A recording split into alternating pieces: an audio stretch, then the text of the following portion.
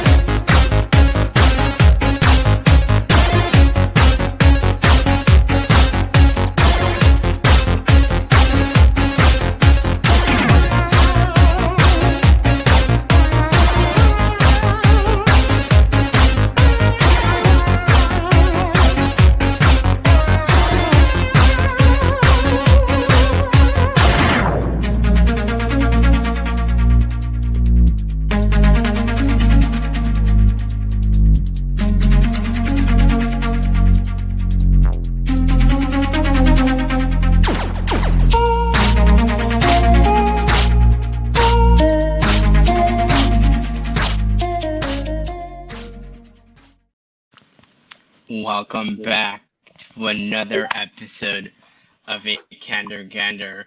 What can I say? It's not, it's questionable. It's probably in the top 50, intros, out there on YouTube. We've got some pretty stylish ones here on screen. Grady, I'm looking at you. I mean, I don't know if anyone can top that one. That one's just special, all on its own. Anyhow, welcome to A Candor Gander. It's a DFK variety show with your host, SgtFilthyMcNasty. I am here joined by a cast of some of your favorite DFK content creators. Join us as we scratch the surface and go down that rabbit hole of what is hot and happening in crypto and DFK. As always, grab a drink, take a seat, and welcome to the flock. Welcome, everyone. It's nice seeing you all back here on stage. Bull with his Mountain Dew does not disappoint. Yes. I love it. I mean, we can go ahead and start with introductions here. Mr. Kong, welcome back. You are a streamer by night and Crypto Grady's better half by day, it sounds like. Tell us about yourself. Who are you? What do you do?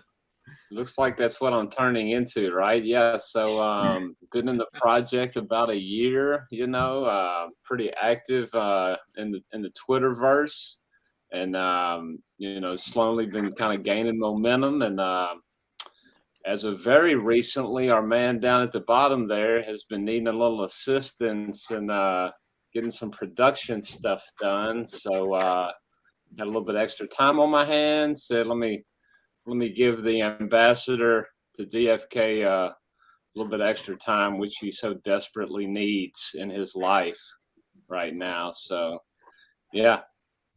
No, I love it. And he is definitely. I can't say I am because I know I'm not. Grady, you're crypto's ambassador, let alone DFK's ambassador. You are. We saw you at the beginning of your crusade into being that crypto ambassador. We love it. Sticks intern, welcome back. You too. You've just started streaming yourself. You've been on the show before, but now you're going full time, or part time, full time. You're making it your night job. Tell us about yourself. Where can people find you? What do you do? Yeah, so I actually haven't started yet, but I'm aiming to next Wednesday. That's going to be the open day. You started. No. On there. I was on there. No, okay. Oh, okay. Well, my own production. But anyway, yeah, it's been good. I've been enjoying spreading the love on Twitter, and I've been enjoying the reaction. So definitely feels good to get it back and get that validation because I really needed it in my life. And sorry about Luke Eathwalker. I know you all really wanted to see him. He called in sick today, and he's buddies with Stick, so I had to fill in. You've rugged us. Not a problem. Yeah. Starbuck, the one, the only. You are one of many face many representatives in Mythic Squad. How do you do, Mr. Starbuck? What are you up to? Yo, happy to be here. My second time around in this. As you guys know, it's always me, Mosh, and Beeve are and amongst others, we've got ALP doing big things, 6 interns doing big things, and I'm just here representing the pack today.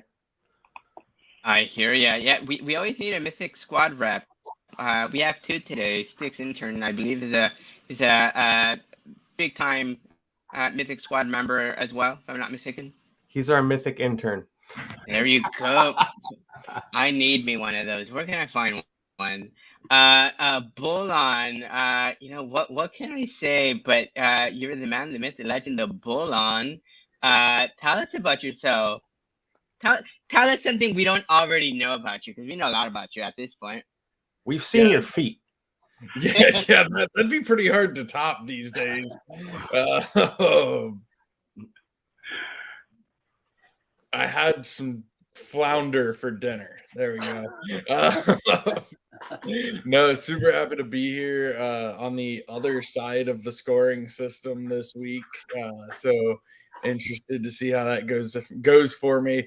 I'm kind of sad nobody gave me a heads up on the whole sunglasses thing, so I was unprepared. But well, never take them off, baby. Yeah. We needed an opportunity to rug you, so I said I called dibs. So here you are. Flounder, that's unique. I don't think I've ever had flounder. It tastes like fish, I imagine. It does, yeah. That's about the best way to describe it. Christian, DFK today, you're a streamer, you're a content creator, you're doing a little bit of everything these days. You're an ambassador for DFK in your own right. I mean, I see you traveling to the thing. Crypto in general, you've been in the space for some time. Where can people find you? What do you do? And tell us a bit more about yourself, because I know you've been on before, but tell us something different. Definitely, Sergeant. But if people haven't already, please make sure you smash that like button for Sarge's channel and subscribe. Get him some love, baby. I'm excited because you've already committed, and several others, it sounds like, are going to as well, including Sticks Intern, to come to the 3XP conference. That'll be so much fun. When we got confirmation from the DFK team that Dreamer's actually going to be speaking there, it's going to just make it even better, right? I'm hoping to get a nice big Airbnb and we can stuff as many people in there as we possibly can. Everybody should come out to LA June 8th and 9th to support Dreamer, and hopefully the DFK team. I've had a couple conversations with Bolon as well. Maybe they'll get a booth, maybe they won't, maybe we'll do some stealth guerrilla marketing, but it's going to be fun. LA in June, you got to come out, got to represent the DFK team and enjoy the sunshine and SoCal. So let's get as many people there as possible. Grady, everybody on the panel, let's do it. I'm there. Yeah. Bolon, do you have any alpha for us on that conference? Let me start trying to pull things from you now. I mean, I have sad alpha, which is I can't be there myself, which makes me really sad. But I have a trip that I've been committed to that I can't move. I'm leaving that Monday, getting back that Sunday, and 3XP is that Thursday, Friday. So unfortunately, I myself cannot be there. Aside from that, I mean, honestly, it's looking like it's going to be really, really cool. It was kind of intended to keep the flow going from E3, but E3 has now been canceled. So instead, it's going to hopefully catch all of that flow, because there's people that have already been planning to be in LA who now have 2 months until they're flying there with no plans. Might as well come to 3XP. So it's looking like it could be a really, really cool event. I'm very sad that I can't be there. It will be the first event. If we end up showing up with more of a presence, it'll be the first event that I don't go to, which makes me sad. Well, and it's a pretty interesting conference in its own right. I don't recall the team being at a specific GameFi conference. This may be the first, if I'm not mistaken. Yeah, I mean, it's definitely kind of the first Web3 themed gaming conference really at all. So I mean, Dreamer was at GDC, which is gaming focused but not Web3 focused. So I mean, there's really not a Web3 gaming event yet until 3XP. So very much excited for it. It's looking like it's going to be really cool. Yeah, I agree with Beav on this one. You may just be making excuses to avoid California altogether, which I respect. I get it. I don't blame you. I really can't blame you for avoiding Los Angeles, to be honest. I mean, Very- tempting. It's not on the. Well, if it's in downtown with like E3 was, that oof. But no, I would actually. I am actually really disappointed. I can't go. It looks like a lot of fun. I want to go play games. Like, come on. Hold haven't you heard Tupac say California knows how to party? I mean, I have, but I assume that he was wrong. So Wrong. Well, I Well, mean, that He's song was dead also now, made when. but where did he get killed? Not California, it was Vegas. Yeah, maybe Vegas knows how to party too much. And Allegedly. allegedly is right. Grady, yeah, back at you, Crypto Ambassador. It's a GameFi conference. You're involved in a couple of new things here lately. Dragons Crossing. It might be interesting to see you guys there. But tell us about yourself. You're doing hot new things day and night. You're evolving into a pretty hefty streamer here these days. What are you doing? What's exciting? What's new? What's coming?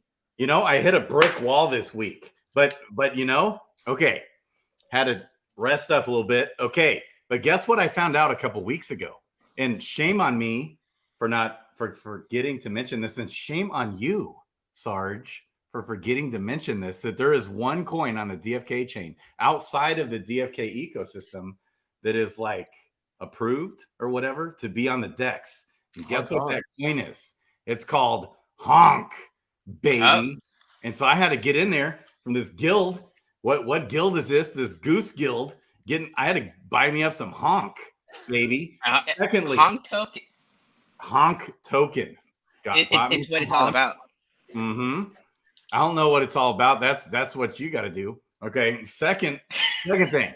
Earlier this week, I can't sleep, which is most of the time, and it's like 3:30 in the morning, and all of a sudden, boom, sticks intern video, and I was like, boom, boom, first like, boom, first comment, and the man ended his video. And so After like a minute. For his debut video, his debut live video. Thirdly, today I'm on there. I just go check out my channel real quick, and lo and behold, I've got shorts on there now. Like, how did those get there? Well, this man right up here, top middle, Kong in the house, baby, hooking it up. I love you guys. Let's go, baby. For a second there, I thought you were on a stream wearing shorts, and you had no idea how those shorts came up. Where these come from? Brady only streams Shorts. on. Well, and Your I'll interpretation. tell you, I'll tell you all there is about Honk token. No one knows what Honk token is for, so that's all you need to know. It's supposed to like help with something. It is. I It don't helps you honk more loudly. Honk is the token of the original guild of DFK, the lovers of ducks, the lovers who honk. It's like the Doge of DFK, bro. There is no reason for it. Bingo. Bolon can confirm. Ogre, you just introduced the fact that you're on the a new project you're involved with. What was that again? Can you tell us all about it and maybe sort of a quick 30-second synopsis of what you're doing there? Mind games, and I'm trying to be bowling. You heard it here first, ladies and gentlemen. Well, no, I lie. You heard it in Grady's stream first. You heard it here second. But Bolon, had you not heard that before, you're hearing this the first time. Any tips for Ogre on being Bolon? Run. Don't do it. Yeah. Insert Admiral Akbar meme. It's a drop. Yeah. Worth it. Worth it. It is worth it. No, it's very worth it. Just start investing in Mountain Dew early because the caffeine is required. I'll alternate between Mountain Dew and Jack Daniels. There you go. Cheers. I'll be half bowl and half flu. How does that work? There you go. That sounds lovely. I love it. I love it. I love it. Well, we'll go ahead and as tradition holds, we'll go ahead and spin for names here. Let's see who's repping who. Mr. Kong, you are repping. Let's put this on stream. You are repping. I think you totally skipped Starbucks, bro. I mean, not that we. I'll go No? twice. All right. No, Twice, I mean, Starbucks. my Mythic bad, Squad my go bad. Twice. It was the Kong, sunglasses. You take off the glasses, it's like another person. You're a It's new true. person. Starbuck, you're repping the beef. Speaking of Mythic Squad, Ooh. so make the Hell beef yeah. proud. Steve, I He's got at. you.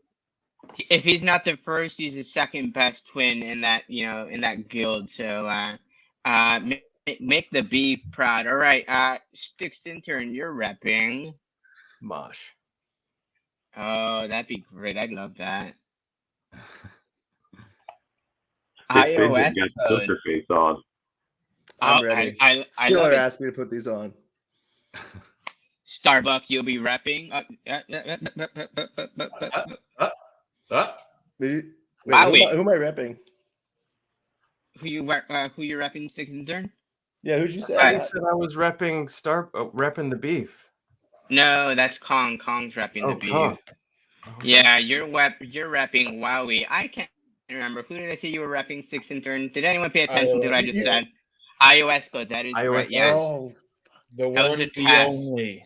That was a Melody test. Giant. I've got the aura of iOS code up my side, baby. Baby. All right, Yeah. I love it. who's getting the short straw? Baby. Worm369 Bolon. Sorry, Worm.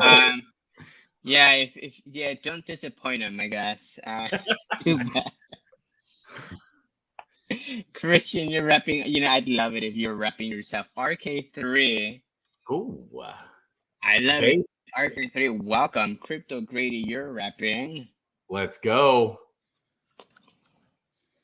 I apologize. ahead of Ritter 88. Crypto baby H baby. Critter. Woo! Critter 88. Oh, You can rep Crypto Baby H2 in spirit. But oh, you're who repping did you say? Critter 88. Who? Critter 88. I've Critter never met 88. Critter 88. I'm not sure who that is. Ah, all right. Yeah, we can't rep RK3 twice. Ogre, you're repping Born to Die. Ogre, make Born to Die proud, baby. Oh. I'm gonna try and play with the format a little bit. I know usually in the past I've given everyone a minute to sort of respond to each question. This time I think what I'll do is I'll pose the question, put 10 minutes up on the board. We can sort of collectively talk through the question at hand.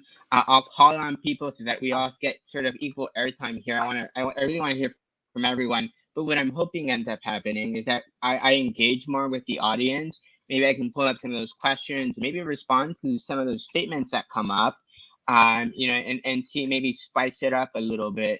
I'm taking a page from Mr. Brown Jet himself, who likes to engage the audience. It makes sense. I don't know why anyone would do it, but it makes perfect sense, right? What I will say, I'll also be doing, for anyone who's interested, I'll also be doing a Dragons Crossing giveaway. So all you'll need to do is comment #DCX Ogre Abroad. This is your opportunity. Any of you all have an opportunity to win one. Again, at DCX, well, #DCX. If anyone's interested, you're welcome to participate. You'll also need to follow them on Discord and Twitter. Grady, maybe a few seconds on Dragons Crossing for everyone. If you've not yet heard about Dragon Crossing, maybe you're hiding under a rock. What is it, and where can people go to find out more about it? Well, first of all, I'm super pumped. This morning, a big Twitter. It was like over 12,000 listeners on the Twitter Spaces this morning. They did a Twitter Spaces. Doug Hype set it up with Whale Coin with Whale Coin, and Noah with Whale Coin. It was awesome. So Dragons Crossing, here's the short of it. Simple game that's really fun to play. I think it'll even actually be addicting to play. Easy access, and that's fully ready to play on launch. Day one, it's going to be ready to go. And I'm pumped for it. It's coming out in about a month or so. It's coming out in May. And so it'll be ready to go. Day one, sustainable tokenomics, sustainable assets in the game. I'm pumped. And what I will say is, if you don't win one today, feel free to catch some opportunities on Grady streams, on Starbucks streams, Mythic Squad streams. Yes. I know Dragons Crossing Discord, they have some opportunities there. If you follow them on Twitter, there's more opportunities there. Trying to sort of I know hey, yes. Talking about their Discord, share that Discord, and if you get people to join from your link, you're going to be put in potentially drawing to win an actual Genesis Gen Zero hero, baby. That's a great point. That link is in the description. I'll try and repost it here in a sec after we get to our first question. But thanks for that, Grady. More to come on that. All right, so let's go ahead and get started here today with sort of the bread and butter. I think so. Again, playing with format, what I'm going to do is sort of maybe go macro crypto and then DFK specific. I know we have some big brains here on stream. I'd love to hear your opinions on the macro sort of state of affairs when it comes to crypto itself. So we'll go ahead and get started here with question number one. Crypto, it's been ignored, it's been laughed at and attacked since its inception. And what almost feels like a concerted effort, certainly these last 12 months for me, I think we can maybe all agree there. We've seen powerhouses, powerhouse crypto institutions collapse, bridges attacked, paving the way to a bear market, unfortunately. With all that's going on in the crypto world, tell me why crypto tribalism is the worst thing for Web3. We'll go ahead and get started with you, CryptoCon. Maybe have you open the floor. Crypto tribalism, it's terrible. It's bad. Why are we so tribalistic in our crypto ventures? Man, this is something I could go on probably for 30 minutes, man, and just things in the recent news, and everybody kind of has their own opinion in that regard. But the excessive printing of money over the last few years, and interest rates, and now we're seeing credit tightening in the next few months. I think we're kind of headed into maybe the beginning of something that could last for a few years. So that being said, people in our space kind of want to raise up against that establishment. And anyway, in my opinion, I can only speak for myself. Some of my long-term things I was holding in the banks, I've decided not to do anymore. And the tribalistic aspect, I just think it's a community that's frowned upon by the establishment, and it makes the people that are against the establishment kind of band together and try to raise up against it. So that's kind of my overall spectrum. I still think we're in a bear market. I still think we got a ways to go. But at least we're starting to see the downturn is starting to stop, as far as just the constant downward pressure in the macro. So I was going to jump in. Oh, you got it? Oh, yeah, go for it. Go for it. Okay, yeah. I was just going to jump in and say, I think, I agree with pretty much everything Kong says from viewing crypto as a tribe as a whole. And I think going to the point, kind of where I thought you were going with the question, Sergeant, was the tribalism within that kind of pod of crypto people, and how we have the soul maxis who say that the ETH NFTs are worthless, or the Bitcoin fundamentalists who, just worship the interpretive text of the original white paper, and thou shalt not go beyond. And so I think that, it is as painful as it can be to our community looking at it from the inside. It's just a natural thing that arises out of just human nature when you get into these situations where people have something invested, they have something at stake, they're part of a community that all has something at stake, or at least they think they are. Those kind of instincts are just natural.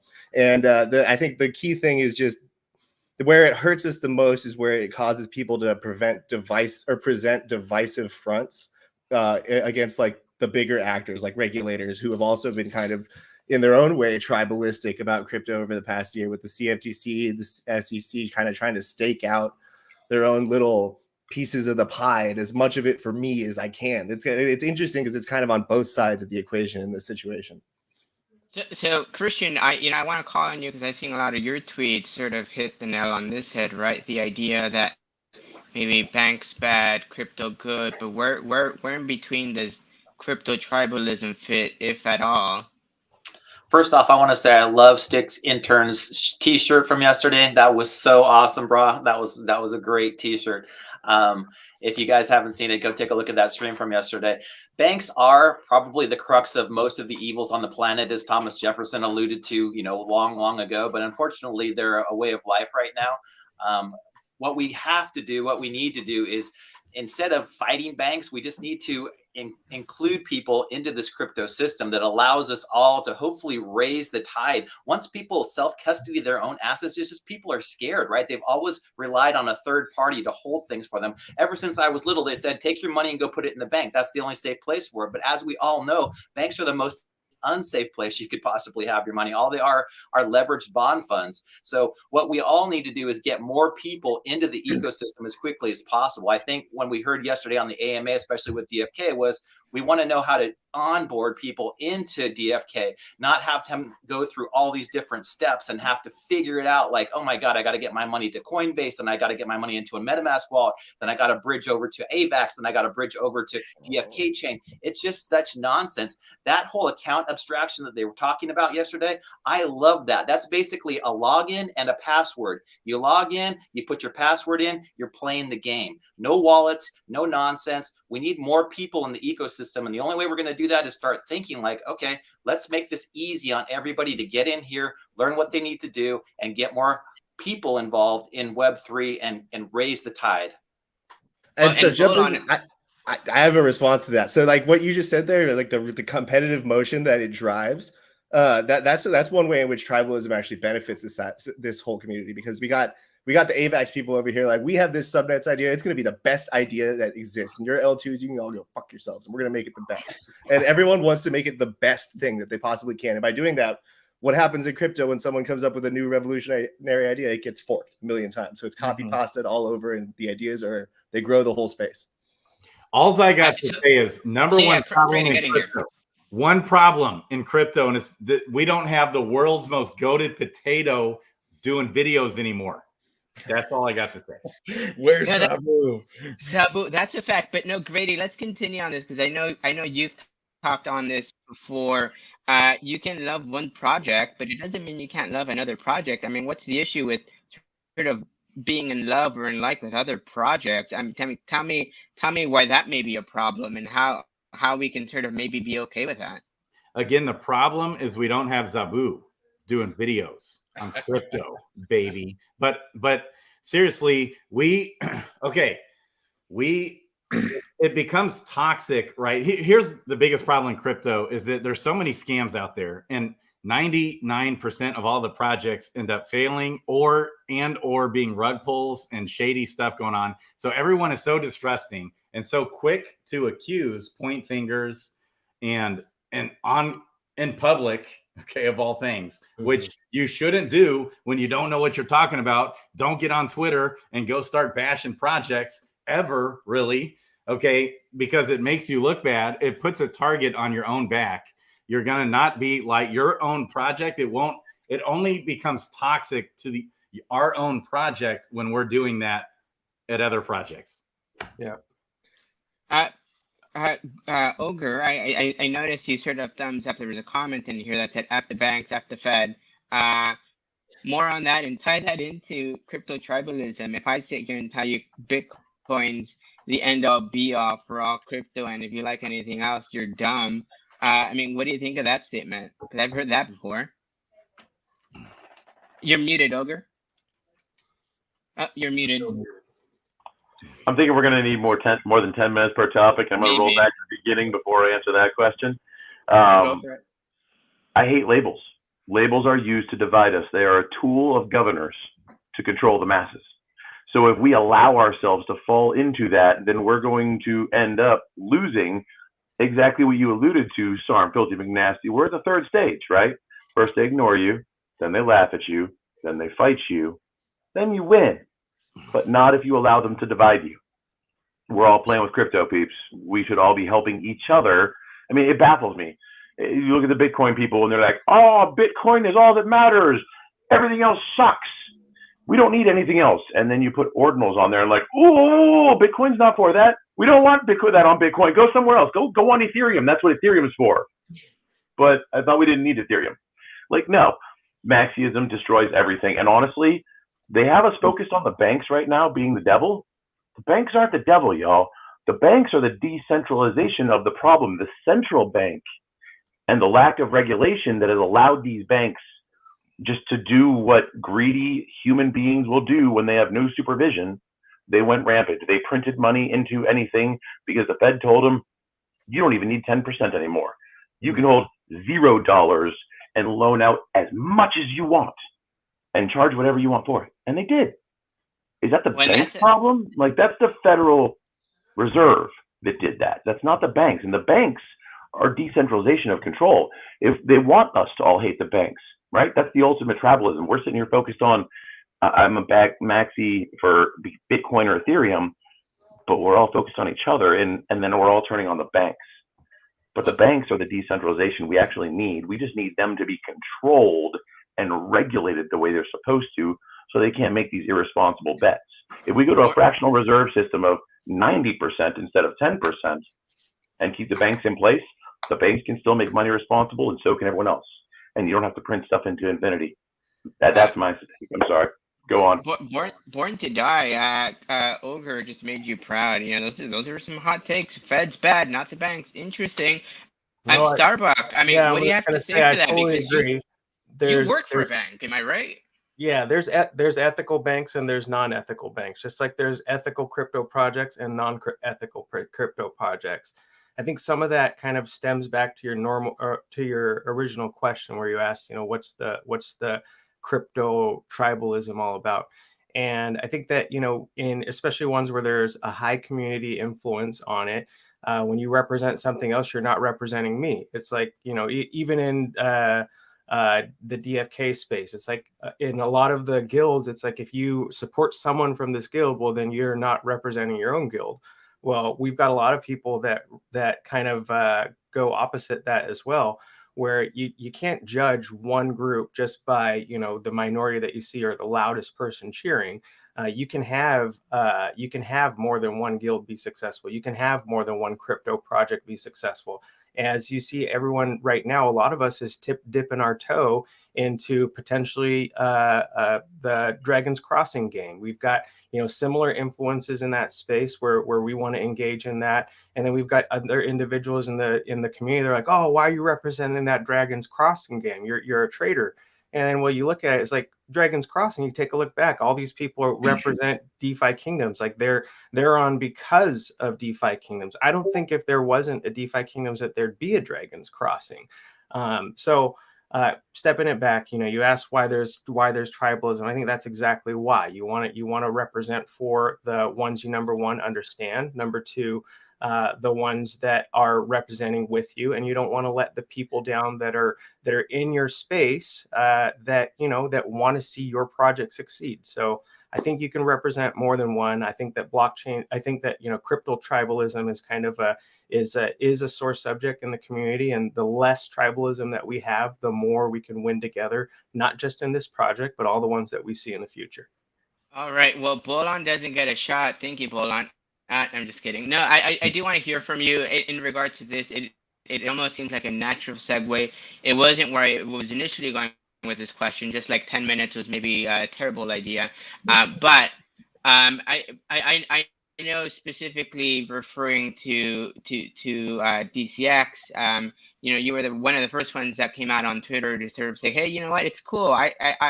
I like it, and I've seen you engage and sort of participate in some of these raffles as well.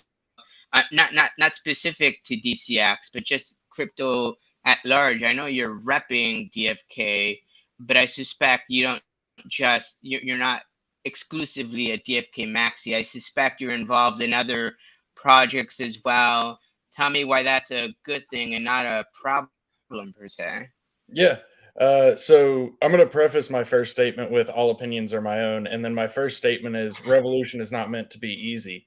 Beyond that, I will say, I mean, you're not wrong. I am pretty close. I'm about as close to a DeFi Kingdoms maxi as you can be because I don't have time to do anything else. So most everything that I hold in crypto outside of DeFi Kingdoms, I'm just holding. Like I've got some Avox, fantastic. It's gonna sit on Avalanche C chain until I sell it. But at the same time, like always diversify your portfolio. 100%. Everybody always diversify. It's key to life.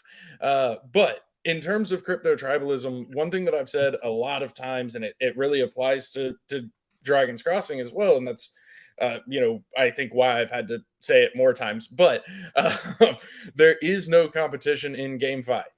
And really, that honestly extends to the entire crypto market. There's no competition because there's not enough people. What are we doing? We're squabbling over 1/4% of the US population. How about we just up that percentage instead? Like, I am more than happy to drag out, knock down, fight people when we have 75% of the population playing crypto blockchain games. When 75% of the population of the world plays blockchain games, me and Crypto Grady will get in an octagon and we'll go at it. But until then, there's no competition because there's not a player base big enough for us to be competing. The whole goal is to get adoption. And to get adoption, you need more quality platforms. And if those quality platforms are too busy squabbling with each other instead of working together, helping each other, or even just being happy for each other and keeping their mouths shut, that's fine too. Then we're never going to get that adoption.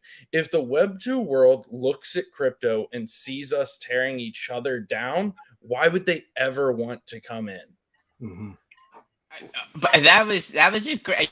We'll end it there. We'll go to that next question. Is that Bolan in the middle or Dreamer? I don't know, right? Right. And I have to say something to the Did you black out? I did. No.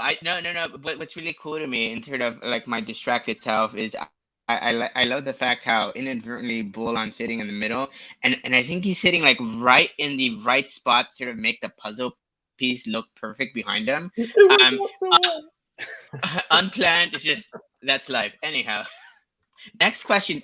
Sticks intern. I want to start with you on this one. So let me show you something. Sort of on the maybe piggybacking off our last conversation. Let me show you. I think a dear friend to all of us here in crypto. There's a specific article I ran across. I'm sure you've probably seen maybe tweets about it if you haven't read it or looked at it. But there's this wonderful article on Politico about Elizabeth Warren building an anti-crypto army, and some conservatives are on board. Yay, yeah, Elizabeth Warren. With that in mind, the next U.S. presidential election is next year, and we're already seeing politicians toss their names, into the mix. Any of those, presuming, they listen to the most popular Goose channel on DFK, let's say they're listening right now, what's the thing you would want them to know about crypto specifically, right? What's being overlooked, what's underappreciated, what's misunderstood about this space, the community we've all built, the community we know and love. Do you see a future where crypto can safely coexist alongside traditional investment markets?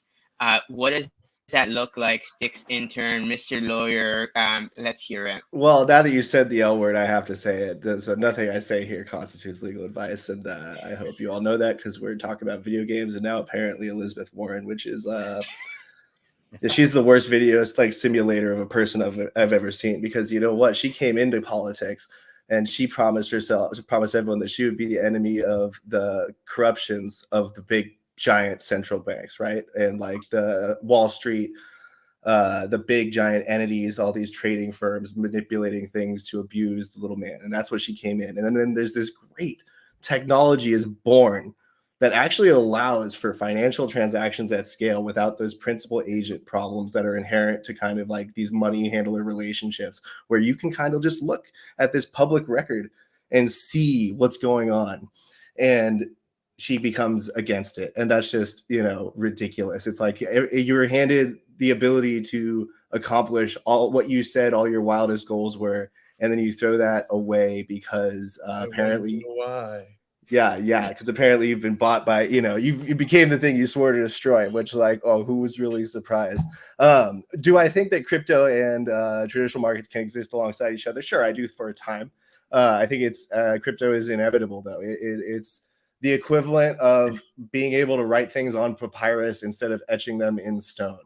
And like once more of society sees that, it's like they'll look at the SEC. One thing that they don't understand about crypto is, or like they don't seem to understand, is that it accomplishes their entire mandate, and it requires no oversight. Like you just gotta like to actually make the disclosures that they demand that everyone do. You can query the chain kind of. People do it for Ethereum. I've seen these Ethereum quarterly reports, and it's ridiculous because they can pull it at any time. But it's every single thing you would find in a SEC registration. And the fact that that's just publicly available whenever that's what they don't get. They don't get that they are obsolete as soon as all of the markets switch over to this technology. And that's the thing that they are trying to prevent.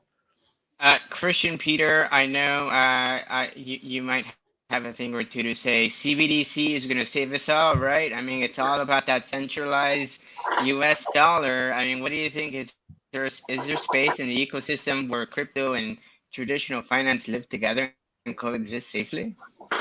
Well, I think that Sticks and turns on to something. The problem is the government's too smart. They understand exactly what crypto is here to do, and it's to take all of their jobs, right? So they're scared poopless, to put it honestly. They really know that DeFi is the one thing that could put down Wall Street. It could crush just about everything right now that's a financial instrument.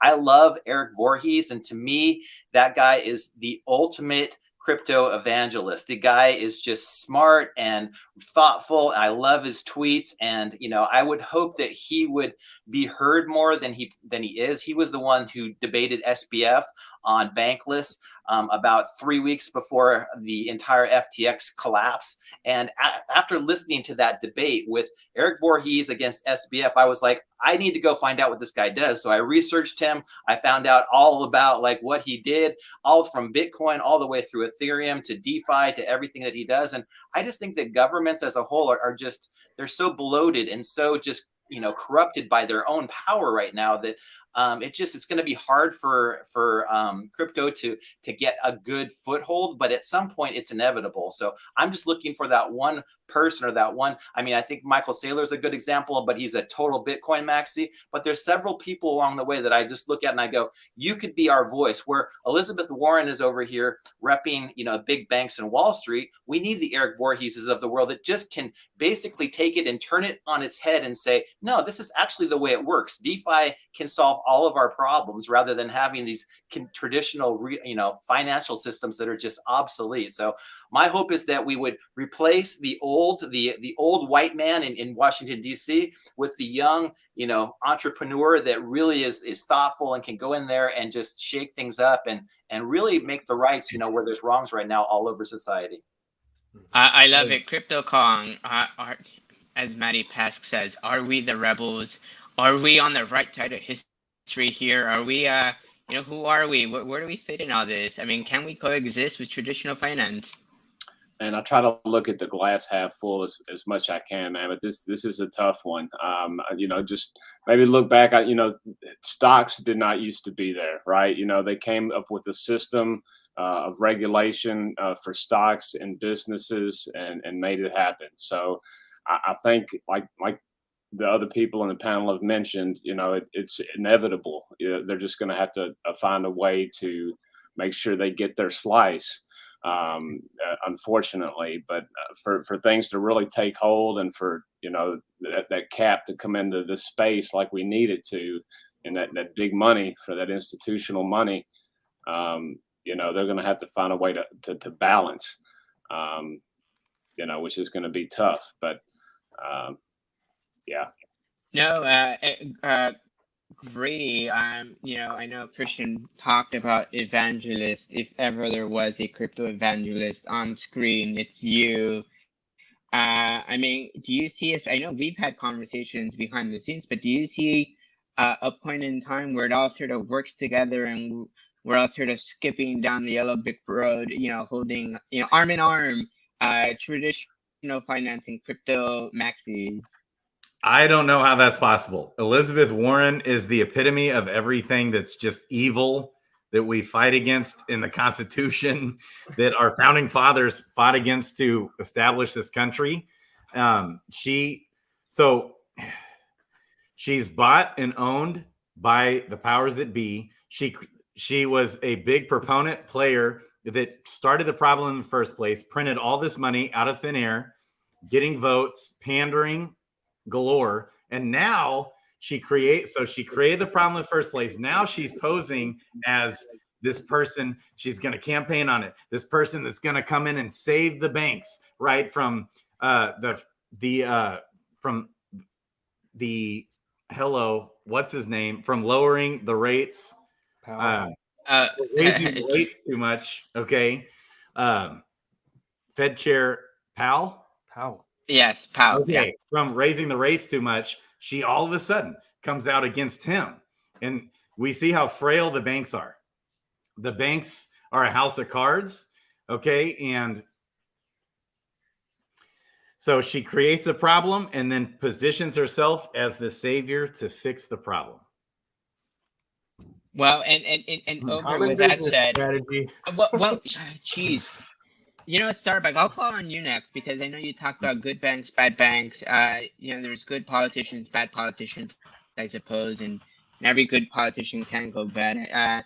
I didn't mean to turn this into a political question, but I suppose I opened the door, didn't I? I must interject here. You literally asked about a politician and for views on candidates. I totally did. I totally did. So again, I guess I did, didn't I? But Starbuck, yeah. I mean, do you see a time and space where we all could mingle together, and what does that look like to you?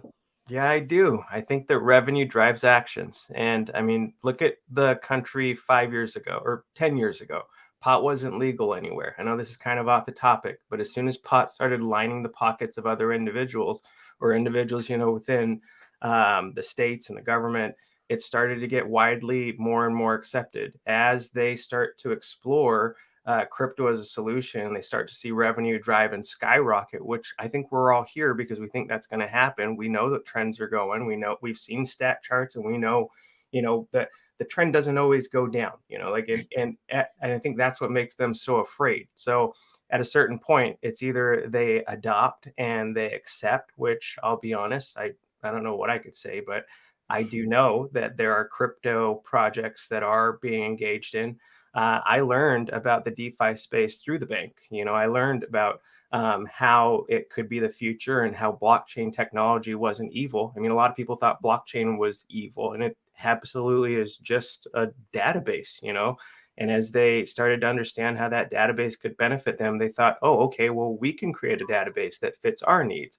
As I saw that sort of adoption within the banking space, I could see in the future that my bank, for example, is a crypto custody holder for Bitcoin. That 5 years ago, I heard would never happen.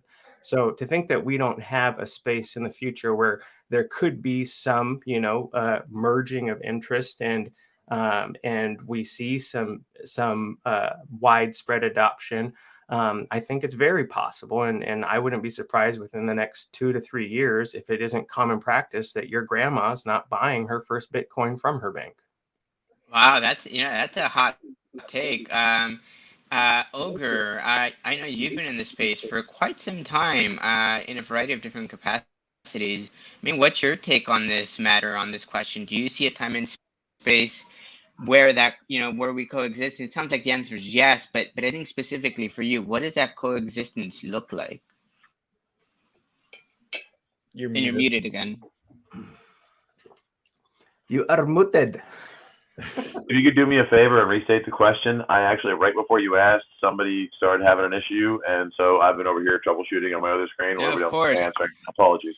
No worries. No, so I think with everything we're hearing in the room, it sounds like there is a time and space whereby crypto and traditional finance can coexist. I think for you specifically, I would want your opinion on what that coexistence looks like.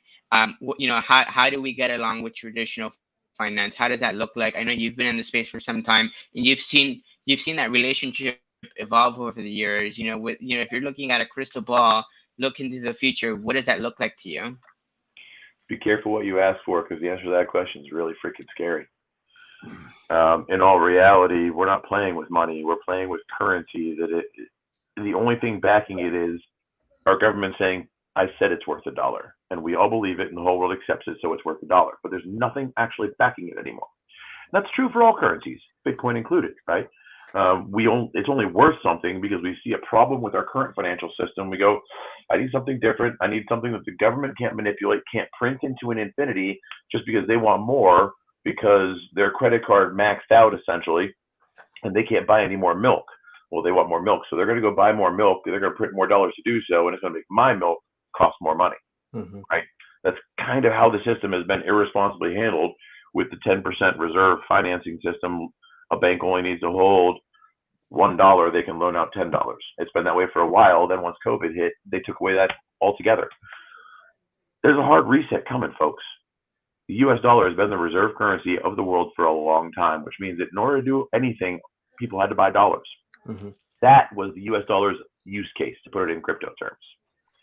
With the BRICS nations coming and the financial shenanigans that our government has played on the rest of the world going, you know what? We don't really need the dollar anymore. We can use this crazy blockchain thing. And they are. And that's going to take the power of the world reserve currency away from the US dollar, which is going to change everything for people in this country who are not invested in commodities of some sort, be it crypto, gold, silver, land, whatever. If all you're holding is stocks, bonds, and US dollar currency, you're in for a world of hurt. And I'm not saying it's happening tomorrow. It might not even be 5 years. They've been successfully kicking this can down the road for over a decade now. So could they do it another decade? Possibly. But it's going to come to roost. And the longer they kick it down the road, the harder it's going to come to roost. And in my mind, a responsible monetary system that is not under the control of any government that can be corrupted for their own private use, that's the monetary system we need in this global future. And that's what crypto provides for us. Will it be Bitcoin? I don't know. But one of them is going to be that. And what I'm hearing is, we're on a spectrum of rebels here. Where you lie sort of depends on how you feel on any given day, or like me, how much you're drinking at any given time. But I want to highlight Zalbu's comment here. He's not recommending Bitcoin. He's going to recommend Jules' grandma. I mean, on that note, I was hoping to hear a bit of this from you all.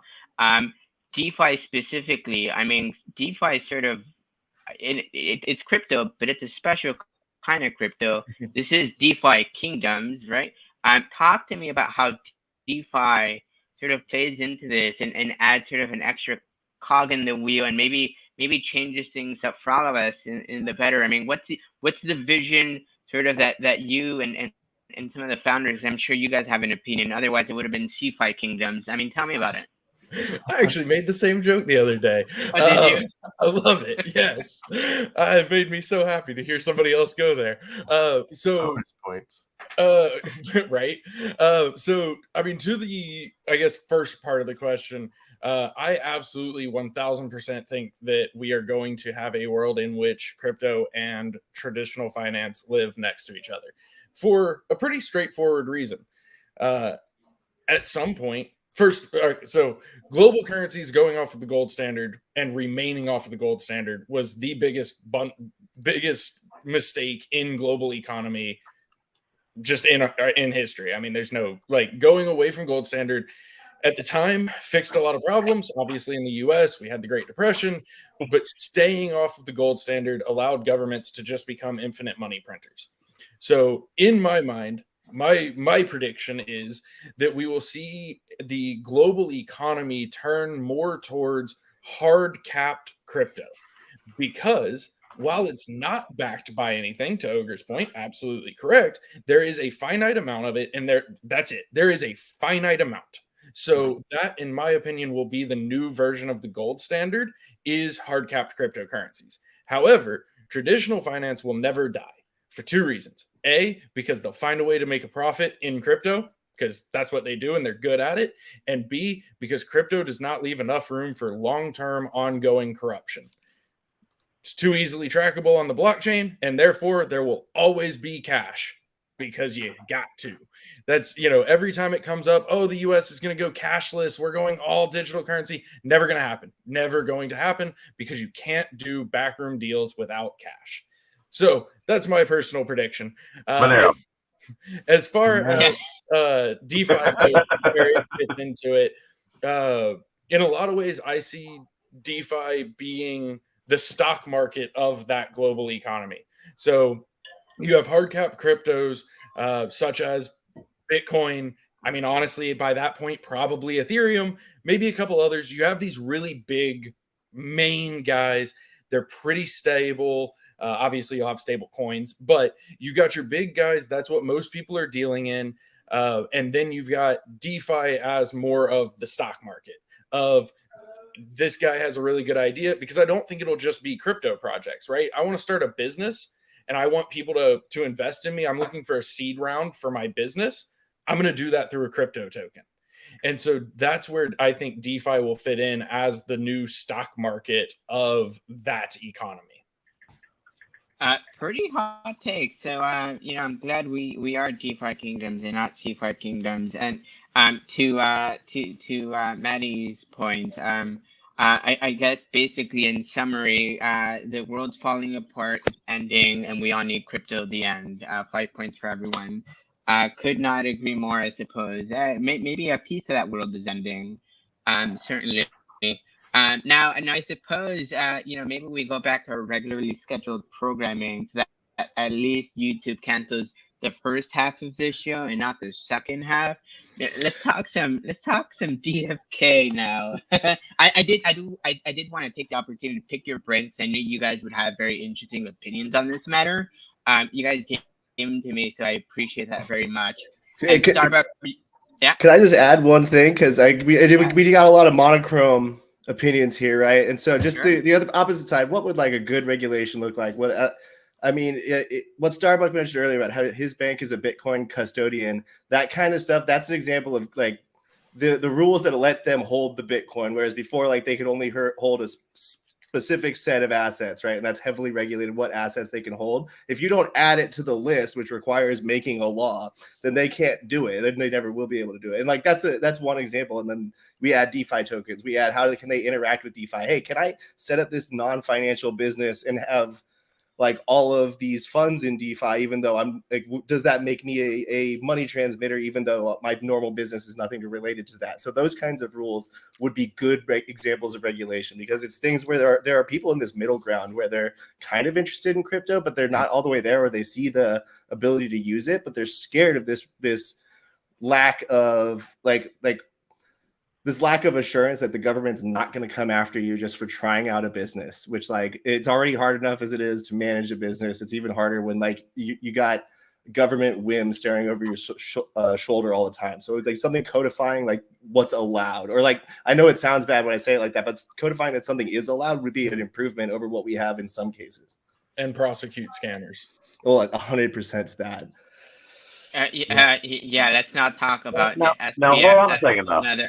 I'm 100% with you prosecuting scammers. The question is, how do you catch them, right? if everybody wants to have their privacy, then I mean, it goes back to what you were just saying, Six Intern. I love the question. What is acceptable regulation? How much privacy are you willing to give up, or control over your own money are you willing to give up to allow for that safety? For that centralized oversight and control. You're absolutely right. America has been the ultimate experiment in freedom versus security. 100%. The more freedom you want, the less security you have. And to gain security, you have to sacrifice freedom. But I do think that for the global adoption of blockchain, there will be some freedom sacrificed. And anonymity is probably up there, if we're being honest. Bro, if you think you're anonymous now, you're fooling yourself. Well, exactly. I mean, that was my thought, basically. Exactly. The fact that chain analysis exists kind of renders this whole thing moot. Tying it to your IPs, it's just like trivial, in my opinion, from my understanding watching their presentations. Yeah, agreed. Well, so the consensus I'm hearing is cryptos for drug dealers and drug users. Let's go to our next question.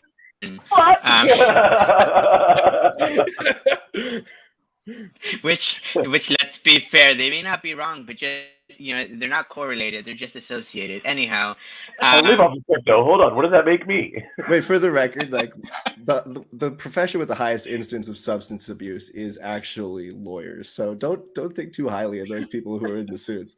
They're degens too. You got something on your nose, intern? Excuse me? I couldn't hear what you said. I was zoning out.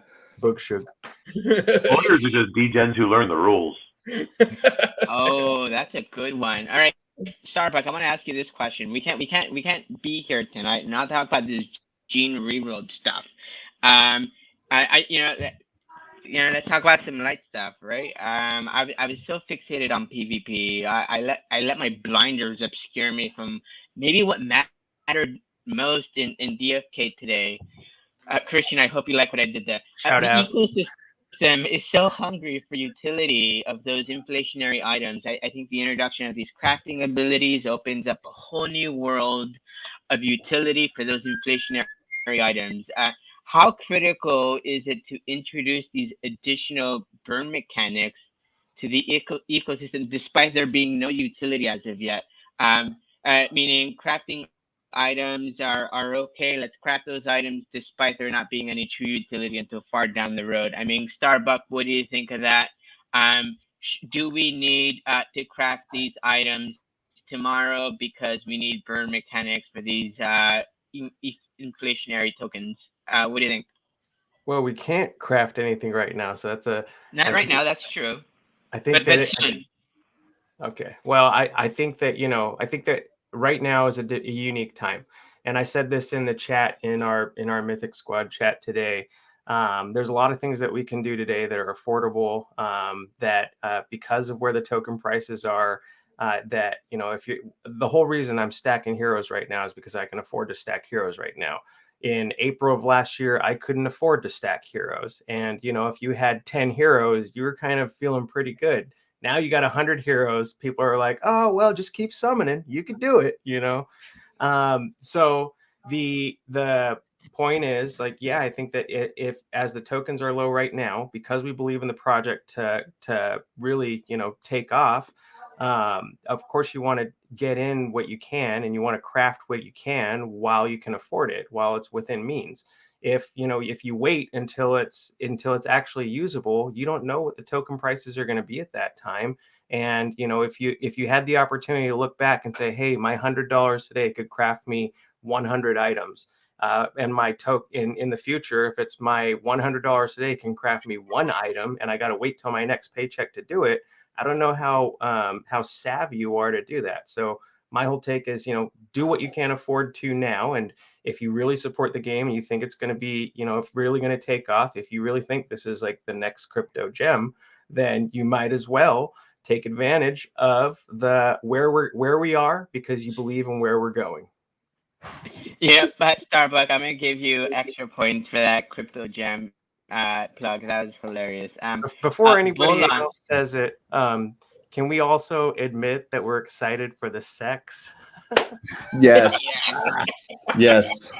Safe sex only. Another point. Only if you're there. Bolon, let me turn to you. I mean, last year when I had 20 heroes, and we had this Easter event, I pulled like 2 eggs.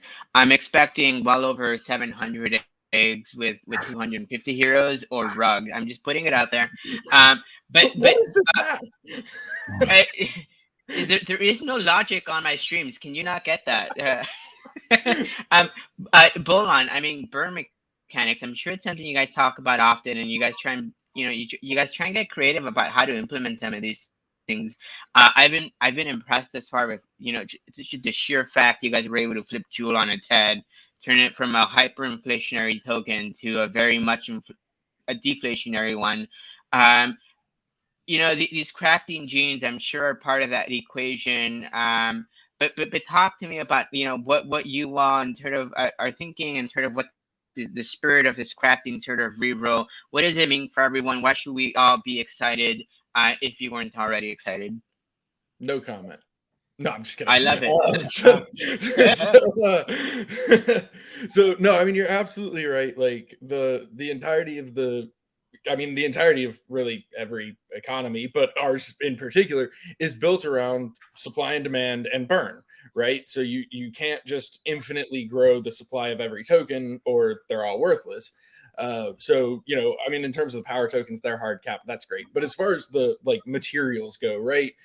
There's no cap on those. Theoretically, they are infinitely inflationary minus burn mechanics. So burn mechanics are a very big part of the overall strategy. Absolutely. As we all know, and we've freely admitted and will continue to do so, 2022 sucked and we're not where we wanted to be at this point in time. So yes, those burn mechanics, I know, right? Shocking. So those burn mechanics are a little bit behind. However, one thing that we are super excited for is pets. So pet utility specifically.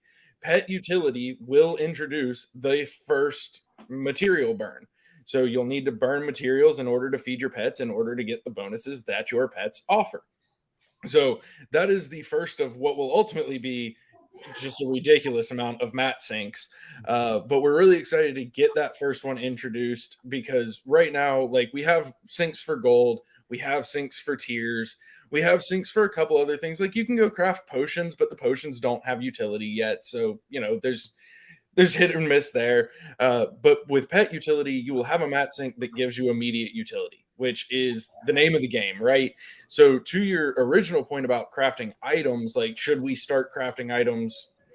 Should, I guess, we release the ability to craft yesterday, items? pull on. Yeah, well, there's still, yeah, but should we release the ability to craft items sooner than later? I would say two things. One, releasing the ability to craft something without utility for it is a double-edged sword.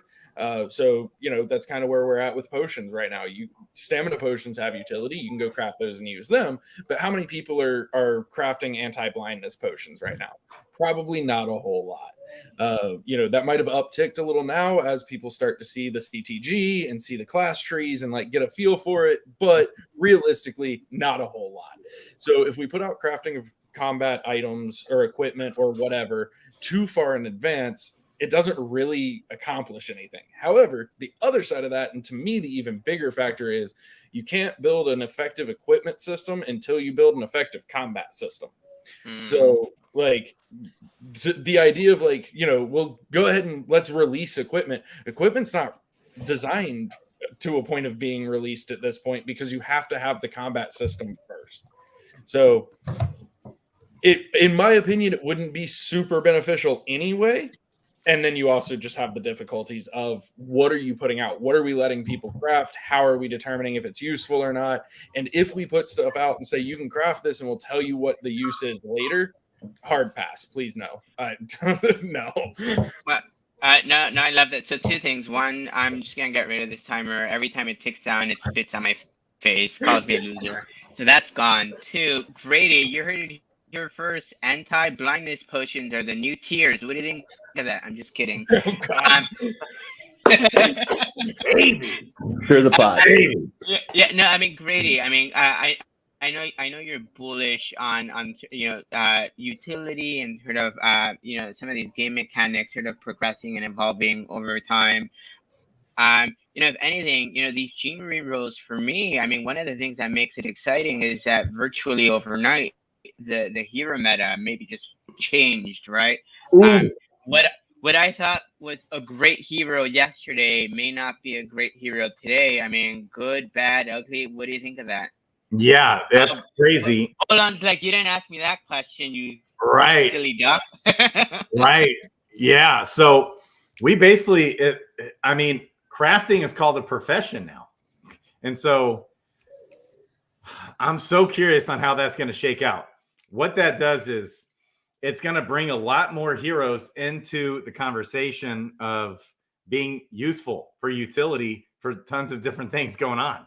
Like we see right now already in the tavern, if the floor of heroes that don't match the profession well, it's a substantial difference. Well, now we've got two things to look at, and it's even way more complex. So it's so fun. I love the update. I'm so pumped. My question for Bolin is, are single star common pets worth owning? Are they worth owning, period? Is there value to them? If that answer is a yes, then look out.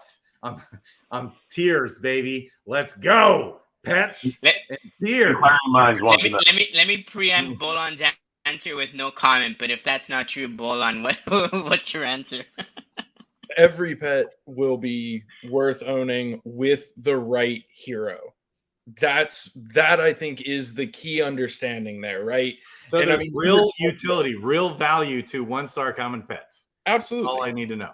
If you put them on the right hero. An extra 10 points for you, Grady, for pulling alpha. You're just like an alpha machine, pulling alpha out of Bolon. That was such a great question that maybe I should have thought of asking. God damn it. Anyhow, Crypto Kong, I saw you pumping, fist pumping. I mean, for me, again, I'll reiterate the fact that I think I said 250, I may be closer to 300 heroes. And yesterday it seemed like that was plenty. Today, that almost doesn't feel like it's enough. I mean, your take on these heroes. Frisky Fox said it one day. Some people say the world needs love. He said, no, the world needs more heroes. He didn't say that exactly. He said, I added emphasis in places. But he wanted more heroes, and now I get it. Now I understand it. Crypto Kong, your take on that? I mean, these gene rerolls, what does that mean for the in-game economy to you? Yeah, I mean, I'm so stoked, man. That was just music to my ears. I'm awesome to go right after hearing that. I mean, that's just gives me goosebumps. It's so as far as the rerolls, the crafting professions, I think that's amazing. Adding that new dynamic.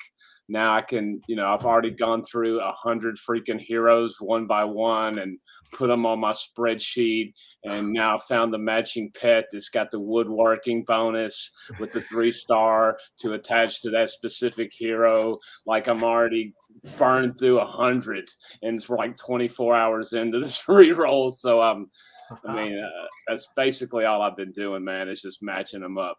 So now knowing that all the work I've put into getting this 1-to-1 ratio for the right hero to attach that pet to, that's why I feel confident that I've leveled these heroes properly. I've made the most out of every level up and every stat bonus. So these level 4, 5s that have reached level 10 profession, now they're going to have an opportunity to really kick butt with that pet attached. So it's pretty exciting. Yeah, you're bullish. Simply said, I gotta pull this comment up from Matty Pask. If Mythic Squad was a stock you could trade on the open market, every time we said pet, that stock would go up. I mean, hearing what you're hearing, Starbuck, right? And the strategy, I'm sort of you guys. I think by far we're very much bullish on pets when many of us look the other way. I mean, hearing what you're hearing, understanding what maybe is going on. Now we have crafting professions, I guess is what we're calling them. I mean, for you all who are very much bullish on pets, and now we're hearing maybe even common pets paired with the right hero, maybe just as valuable as any other pet. I mean, how do you feel about all this? What's your take? He didn't say that, but I'm extrapolating. Leave me alone. No, he didn't say that specifically, but embellishing. There you go. I'm embellishing just a tad. But no, I mean, really, Starbuck. I mean, what's your take on all this? I mean, what sort of excited you? And maybe on the flip side, maybe something that you were sort of maybe let's say disappointed, for lack of a better word, because I know you specifically as well were also on the flip side. Yes, bullish on pets, but you were also bullish on some of these unknown stats and trying to mutate these. I mean, where do you feel you land on all this? Well, a bunch of loaded questions, Starbucks. Tell me about it. Well, a part of me is screaming, just yell "fuck that," because the stats unknown I'm still bitter on. I had some elites and they aren't worth the friggin' they aren't worth the letters that they're printed on or the money that got synced into getting them. But I mean, there's always going to be punitive things when you're speculative in general. And yeah, we were speculative on pets. But for the most part, like, I think that we didn't think that they would put something in the game that would be, you got to work so hard to get, it's 1 in 10,000 shot of having it, and then it not be worth it. Like we're seeing the tier prices right now, what it costs to hatch a pet. If there wasn't value in having that pet to begin with, then the game would have been broken. It would have been a broken mechanic. But now we're seeing that, yeah, the pets are going to have a huge part. I think everybody's excited about combat from that XP standpoint, and for the from the XP standpoint, and for the boost that they're going to get when you're actually in combat, especially when you have those mythic rolls and the mythic 3-star rolls right now. I mean, we're excited for that too. We've got all these pets. We don't know if that 3-star roll is going to be a 60% combat boost or a 90% combat boost yet, if it's mythic. But we do know that they're going to do something, and we do know that the best players in the game who have the best heroes are going to want to have the best equipment attached to it, bar none. So mythic pets might not be for everybody, but there are going to be individuals and mythic heroes might not be for everybody. There's people out there that specialize in just having potatoes, and they're happy with potatoes. But I'll tell you right now, the biggest potato in the game, when he hit his first mythic, he was cheering. When we had that $100 USDC challenge, he got his first mythic. Mythics change the game for you. And when you have a mythic pet attached to that very best hero, I think it's going to be a difference maker, not just from the combat standpoint, but what I was trying to get to earlier is from these crafting standpoints. All these people are seeing, mythic rare crafting, mythic legendary crafting. And we're talking about things that are like 230 crystal, even cheaper in Serendale right now. And they're getting swept for all the right reasons. In a few months, we're going to look back and be like, man, I remember when those pets were only 250 crystal, and crystal was 5 cents. Maybe I don't want to guess what it is right now, but that's a very low point of entry for some individuals to have some very, very, very clacking pets. And if anybody doesn't have pets right now and you're still sleeping on them, I think it's time to wake up, because pets are here. They're going to slap. Every awesome hero is going to have a pet attached to it. Bet. And I can't, I'll bring this up, Skiller, I'm opening up old wounds, I'm bringing up old shit. No, but I think it goes to illustrate the fact that it was a comment made, and I can't remember who said it, but it was to one of the earlier questions. If you're going to win big, you're going to have to bet big, and potentially suffer those consequences. You guys bet big on pets in general. It was at the time to crap you, because we didn't know we didn't know, right? And you guys took a gamble. You guys gambled successfully. And by that same token, the other way around, with that stats unknowns, maybe it didn't go the way you wanted to go. But I think the lesson that I've taken from what Mythic Squad's all about, and something I've been doing, because I wasn't doing it until I was chatting with you all, sort of going degen, rightly or wrongly, and trying to pull some of these awesome, crazy mutations.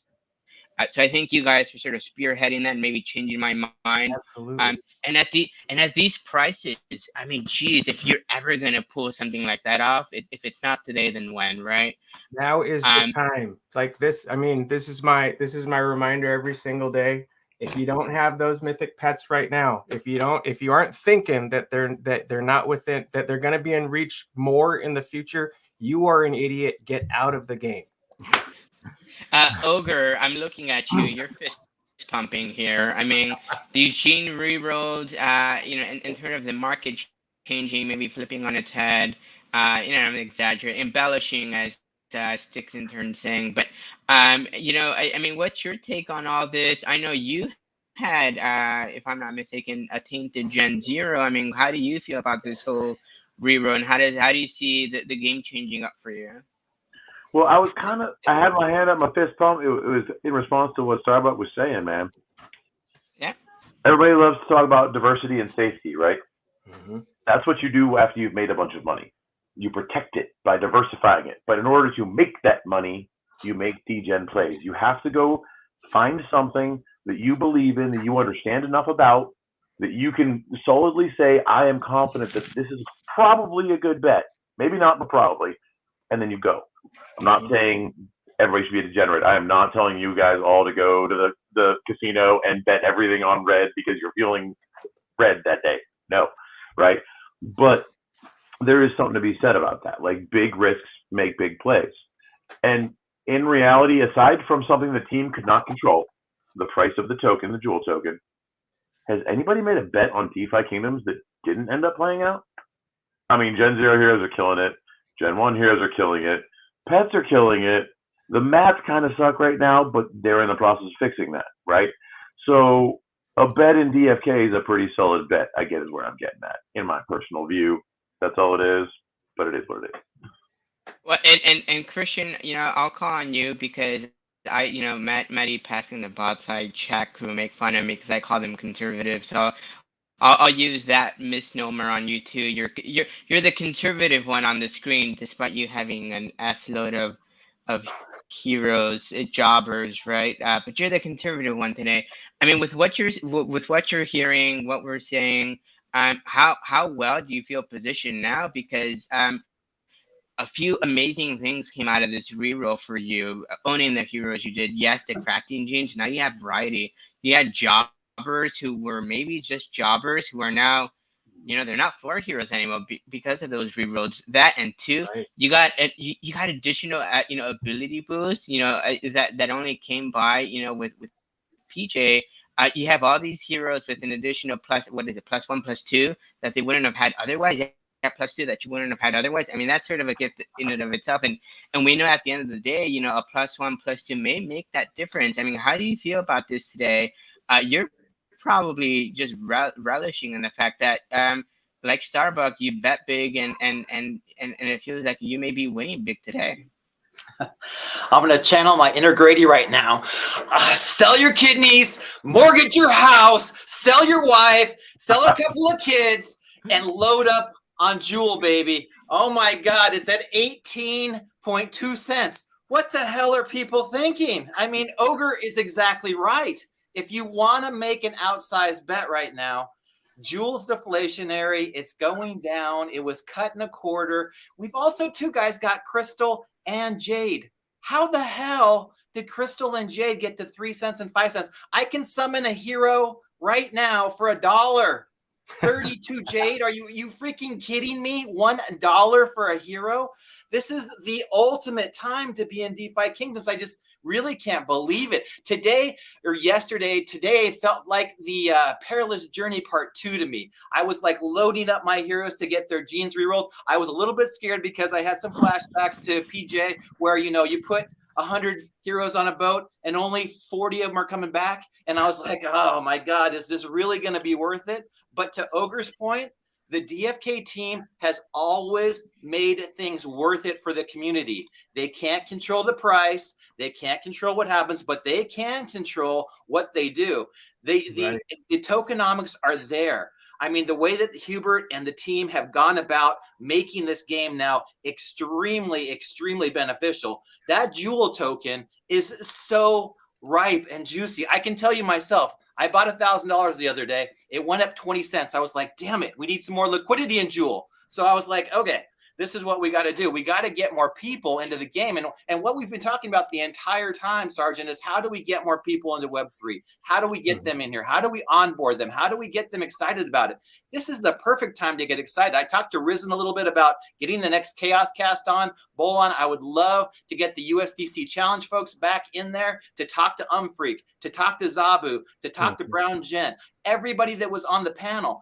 I can't believe that Umfreak made over 100% in 30 days on his money. That's a 1,200% APY.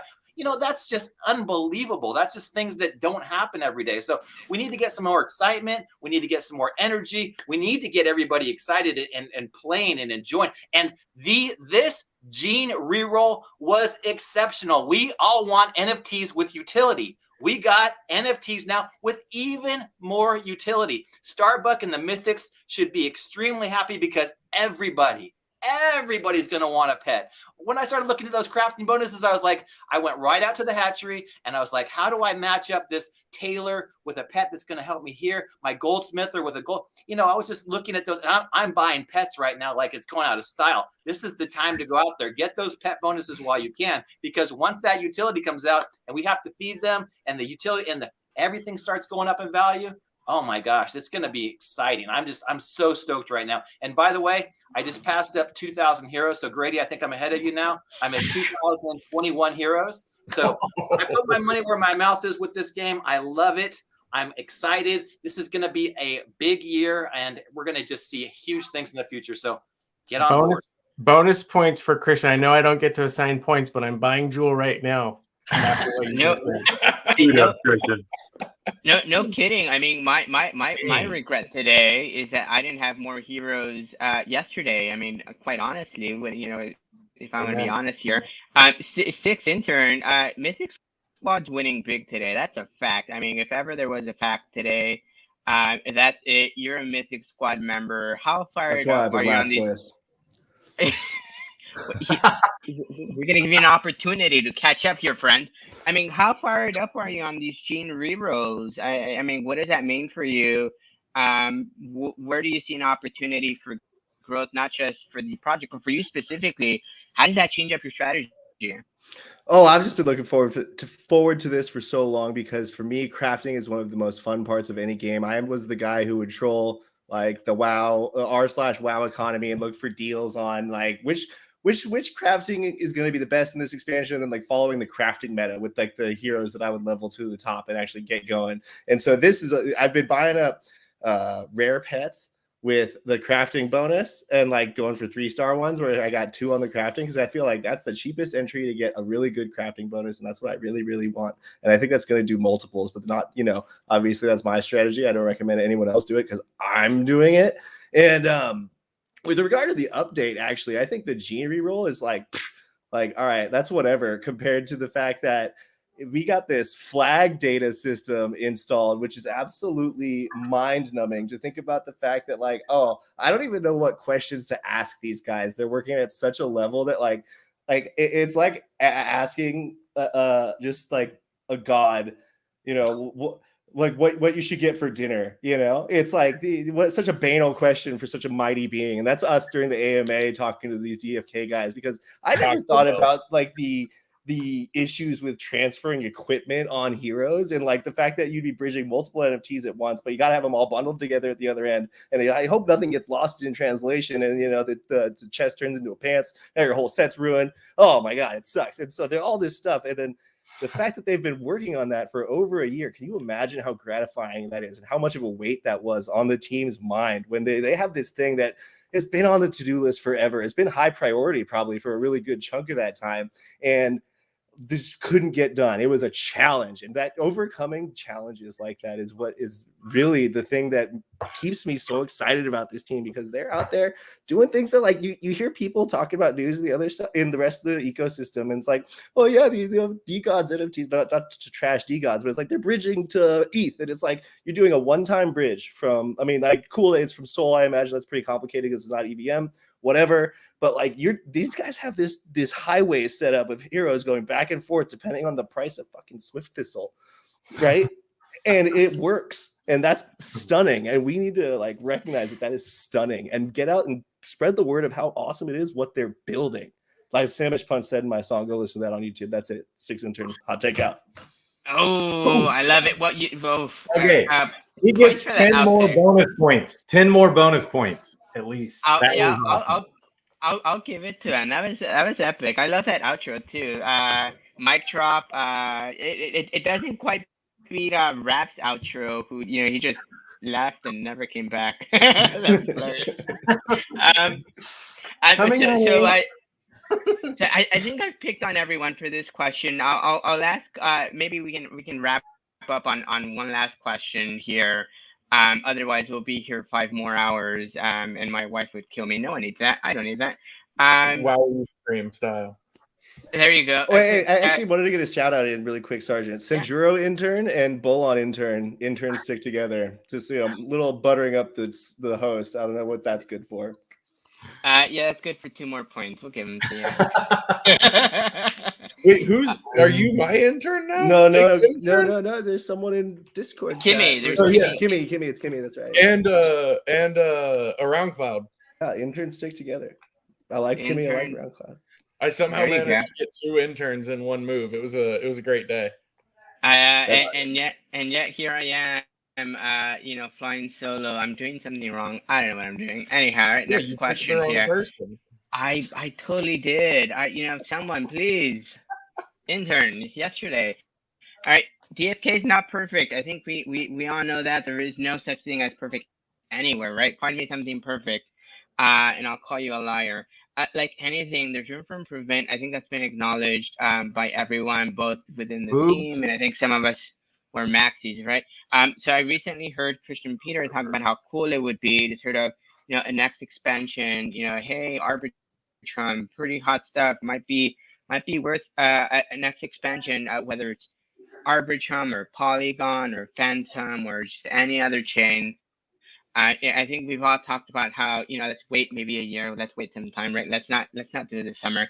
But when that time does come, of the lessons we've learned with the rollout of DFK chain and the Clayton expansion, which I might call, making lemonade out of lemons, right, or however that expression goes. Starbucks. I'm the epitome of bad analogies and metaphors here.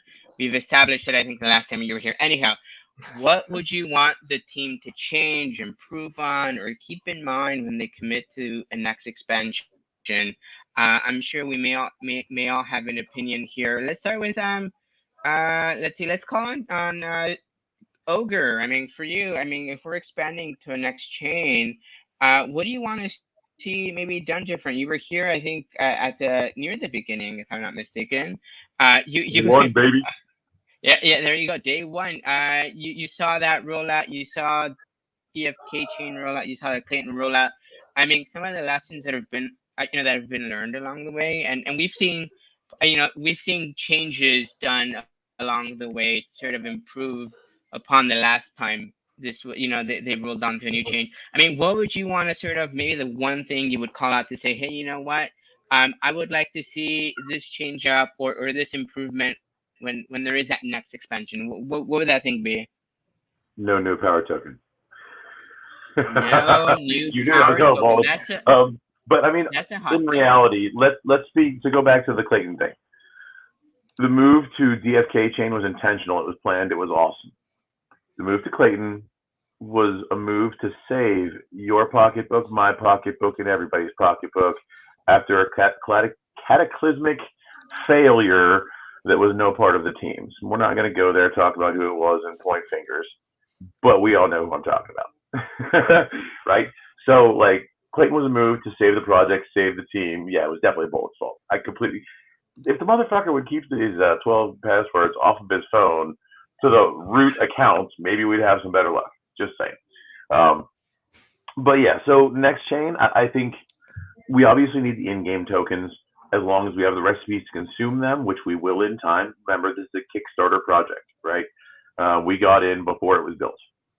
Woe's on us if we didn't know what we were doing, right? Most times people buy a project and a game that's already done. If you didn't realize you were getting on the front end and it took 2 to 6 years to build a game, you should have done some research. DYOR, baby. A little personal responsibility there. But in reality, we're going to need to go to another chain, obviously. So when we go there, what do? If there's going to need to be another power token, yeah, at this point, we've kind of set that precedent. We almost have to. So how do we control that? And I think it won't be as big a problem in the future because the team already put the brakes on, right? They said, we're not going to another chain anytime soon. As much as those of us that might want that liquidity generation event for day one of a deck, we all want that to happen. So we want to go to the next chain tomorrow. But in reality, to make sure that we remember the problems of the past, we got to build some stuff first, right? Make sure that there's actually use case to consume on chain the existing power tokens, Jade and Crystal, to give them value, right? That's the problem. They don't really have value right now. It's what chain am I going to summon on? Which one's cheaper if I do a bunch of math, or I'm just going to consume that one. That's about the only use case for it because we're still building the game. But once more of the game gets built out, there's more use case for all of the tokens. Then all of a sudden there's more demand for the tokens. And this whole problem that we're all talking about at the bottom of a bear market with a half-built game, it all just goes away.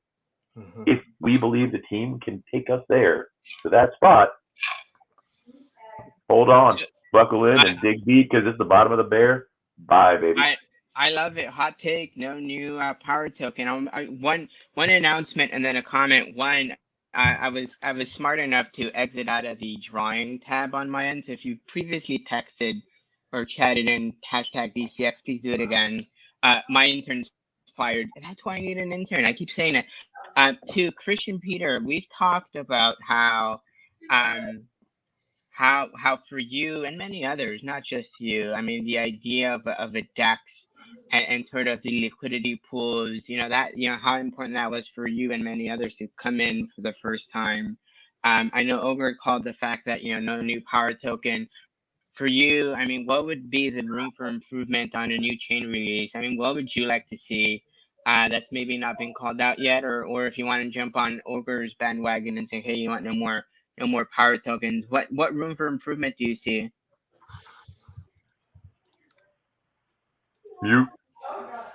Mute. You're muted, Christian.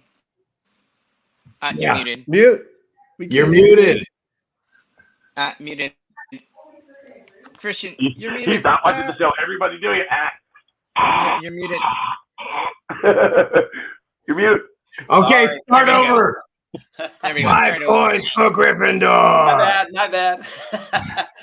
So I want to piggyback a little bit on what Ogre said, and I think that the team has done a great job, but we shouldn't release another chain until the next bull market. So let's wait until we're in an uptrend, and then we can look at where to go next. My personal thought is that the ZK rollups that are happening right now are going to be the way to go, but that's still wait to see. That'll probably be 2024 until those are up and running. But even Vitalik Buterin has said that zero knowledge rollups are going to be the wave of Ethereum. Once we're on a ZK proof, we'll be on the Ethereum mainnet. Basically, anything that's on ETH can then be traded in any of the the DFK realm. So that'll be a huge bonus to everybody. As far as the power tokens go, I think that they've done a great job with Jade and with Crystal. I mean, I still can't believe that Crystal was $40 when it first came out. Doesn't that just blow your mind? I mean, Crystal is now what, like at 4 cents? So, that it's absolutely crazy to see what happens in a bull market and what happens in a bear market. But I know that the team's going to ride us through this. We're going to navigate these challenges. They've done a great job so far. I love the AMAs. I kept thinking to myself, when they stop doing the AMAs is when I get out of the project. But every single week, they come up with some new alpha, a little bit here, a little bit there. They keep us involved. I love what Dreamer's been saying about getting the market makers ready for the central exchange listing. And I just think that, the right trajectory right now is keep a steady stream all the way through 2023 into 2024. There's going to be the Bitcoin halvening. Things are going to start to take off again. Once they do, hit that next on button and then hit the next one. And then we'll have the 4 chains that we need. We'll have all the heroes that we need. Everybody that summoned their one Dread Knight summon is going to be bummed out because there's going to be another exalted hero that's going to create that crazy combo at the end there. That's going to be the most insane priced hero on all of DFK. But I'm just excited about what the future holds right now. I think that we all are really excited. Otherwise, we wouldn't be here on a Friday night where some of you are up at 1 or 2 in the morning listening to this. But yeah, this has got a really amazing trajectory right now, and I still can't believe how low things are. We have a long way to go. I'm excited to be here for the ride. Grady, Christian Peter's on fire. We need to man. He's making you look bad, Grady. He's like bam. I mean, the man's got mad skills. What can I say, baby? He's got mad skills for sure. But Grady, I'm sure you have an opinion here for sure. I mean, with this next rollout, if and when it happens, and it's going to be a when, right? When it happens, I mean, what room for improvement is there? What would you like to see? What lessons learned do you want to see implemented with a new realm expansion? Yeah, I mean, they have to do the power tokens. You can't get around different power tokens for each realm. We can't. Now, I'm sure we could figure out ways to make it more efficient, but here's the deal. Guess what? Jewel is now up over 1.1 million Jewel burned. Guess how much Crystal's burned? Do you think it's more or less? I would assume less, but are you going to tell me it's more? It's 1.5 million Crystal burned, baby. Really? Okay. And that's with there's not very many people summoning or hatching right now. I wonder how much Jade is burned. Of course, a big part of that is the sacrifice in the meditation circle. Now, I'm assuming that's coming to Serendale as well for Jade. I think that'll be big. But, you know, most of the summoning and hatchings done on Crystal Veil. In Jade, 5% of all that's burned. Then on top of that, we have this token offerings sacrifice, which is the majority of it for sure. Like right now, Gen 0 crystal, 46,000 crystal. And I think 75% of that is burned, right, Bolin? I think it's 75%. Yeah, 75%, 25 quest fund. Yeah. Yes. And so, which is phenomenal, brilliant, big brains. So in the short term, I'm not at all bullish, you know, on the power token, especially crystal right now.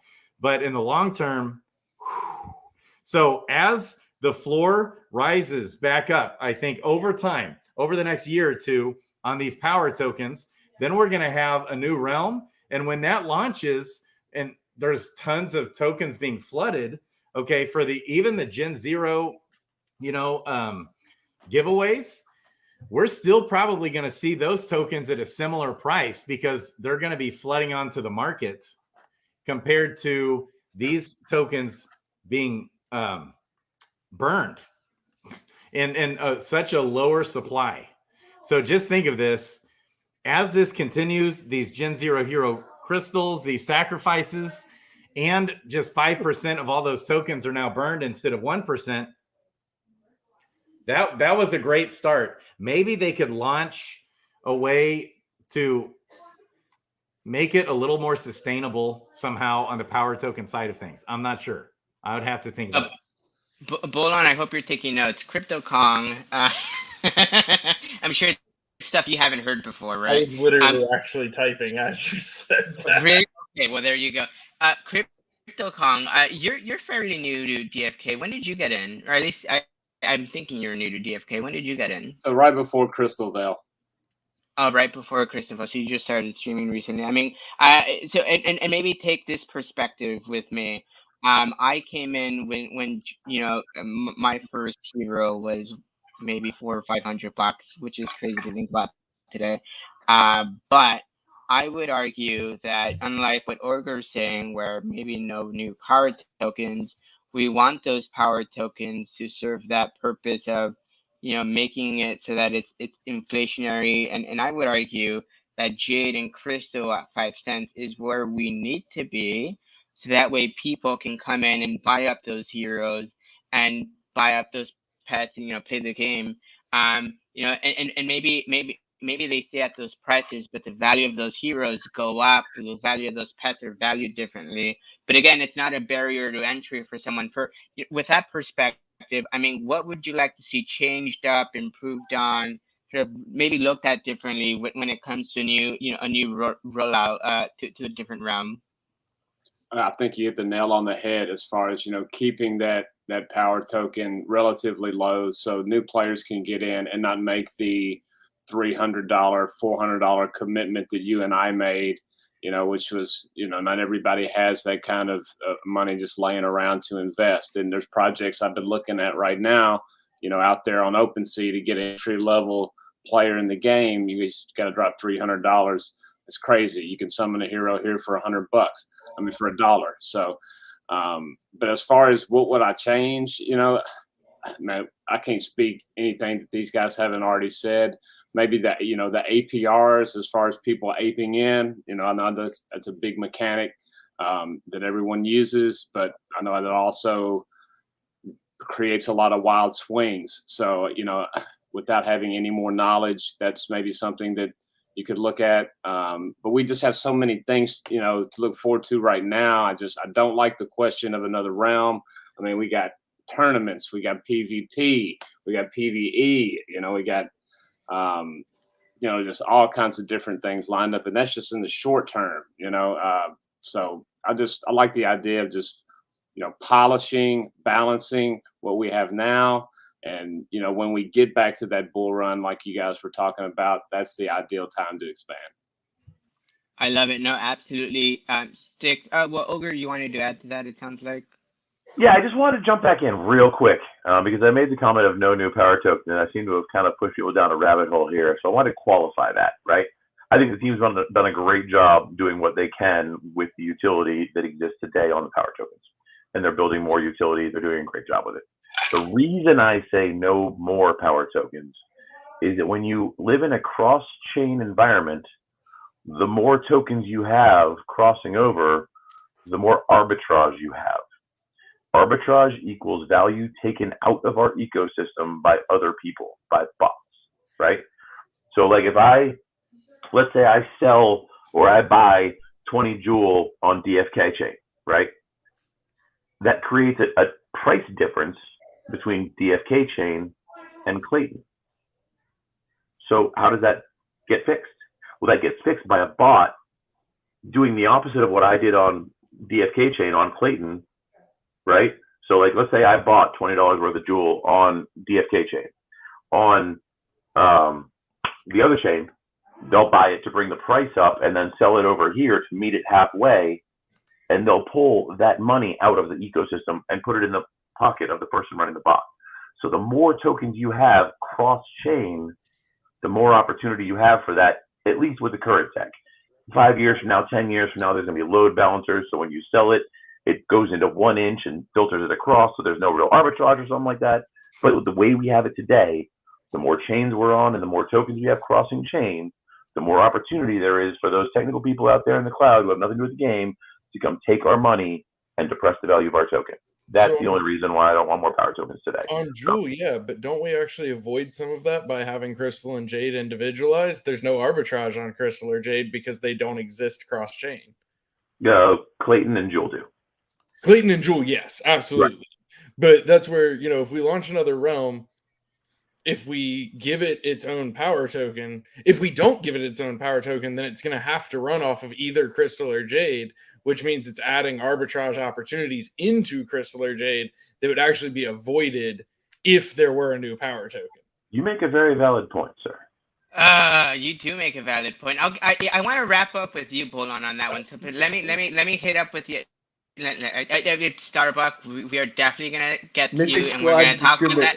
Mythic discrimination. You guys were in the lead of question ago, and we'll talk about your legendary Dread Knight. I mean, god damn it. No, but I actually do have a really hot take here on this topic. No, I want to hear it, Sticks. Let's hear it. So, first part of it is expansion, big, fast this year, and tokens more. But what am I talking about? I'm talking about the expansion of DFK chain. I'm talking about bringing apps in. I'm talking about Bolon. What's the status on that RFP? When are we getting beyond RFP status to know what's going on next? Because I want to open up DFK chain. I want to have other apps building here because that's the kind of expansion of the ecosystem we really need. We want people on here using the gas, issuing their own tokens, doing their own thing, building in public right here with DFK.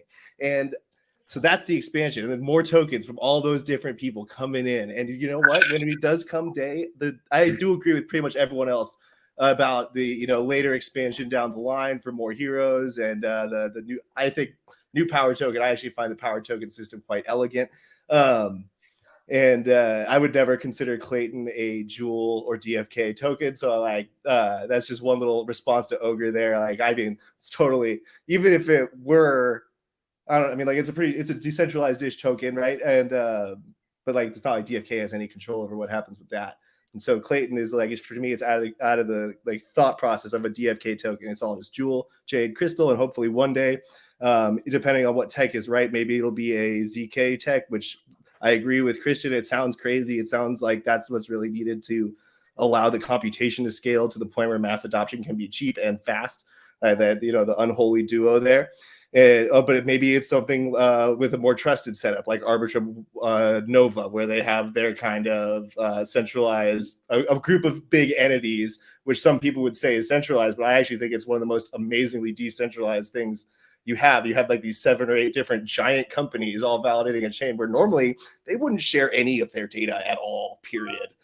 So it's pretty amazing that Arbitrum got that to happen and is making that happen. So I think either of those ideas that I heard earlier are great. And one idea I did not hear earlier is there could be some new tech, that maybe builds off of recursive ZKs in some way or implements some old thing that everyone thought was dead, but is now doable with ZKs. There could be something new. And the fact that it's nice that DFK is where it is now. When we expanded to Clayton, it was kind of like a move from a position of weakness, and Clayton really gave us a lot of benefit with the partnership. And now it's like the game itself and like the technology itself is in like kind of this position of strength to where we could probably dictate better terms with the partners on whatever chain they do end up going with, and playing it from a business standpoint. I think all that, you got to make those decisions live time, and I trust the man with the dream himself. Oh my, I will say this, Sticks. I'll give you 3 more points for this one. We flipped the paradigm on its head. I think 10 years ago, no one wanted to be cheap and fast. Now that's all we want, cheap and fast. So with that said, Starbucks. Wait, real quick. Yeah. Sorry. Yes, hold on, go for it. I want to take 2 seconds to respond to Sticks real quick. Let's hear it. First off, cheap and fast. That's what she said. Haha. Anyway, but aside from that, no. So, first off, most definitely much better off, like in a position of strength versus weakness. You're absolutely right. Even when we talked about last year, like, hey, we might do a capital raise. Can't do that until we get off Harmony, because why would anybody do that? Yeah. But in terms of DFK chain, so yes, absolutely, we are still actively progressing towards opening it. It's something that we're taking very seriously and making sure that we do very safely, because we want to make sure we do it right and safe. That's step one. But look at last night, right? We put out Gene Reroll. Gas goes from 5 Gwei to 15 Gwei. Everybody's having a mental breakdown. Like, that's what's going to happen when the chain opens. No, you're totally right. So we want to make sure that we do it right. We want to make sure that we do it safely. We want to minimize that impact. But the other side of that, and what I wanted to, the main reason I wanted to actually say this, and we're going to say it again in this week's AMA, we were going to say it in last week's AMA, but we didn't have time to get to the question that made sense with it, is anybody who wants to build on DFK chain today, all you have to do is tell us. Like, literally, like, it's not a matter of, the chain has an allow list and we're not going to put anybody on it. Like, we are very open to letting people build on DFK chain. Like, yes, we want to know what you're building and make sure that we're not going to allow list you and then you do something that's not okay. But like, all you have to do is let us know. And that's where, like, RBL, Rome Blockchain Lab, they launched smart contracts. Yeah. Synapse, obviously, but like, we are more than open to people building on DFK chain right now, today, yesterday, all of the above. All you have to do is talk to us in the meantime so we can get you allow listed. But we are actively progressing towards not needing that allow list anymore. All right, you heard it here, everyone. Just ask them. Like, do it. I wish I could code right now. Like, that would be so fun. God. What I'm hearing, me and you can answer when I get to you, Bolan. But what I'm hearing is the next chain we move to, we need to advocate for honk token utility or bust. I don't want it otherwise.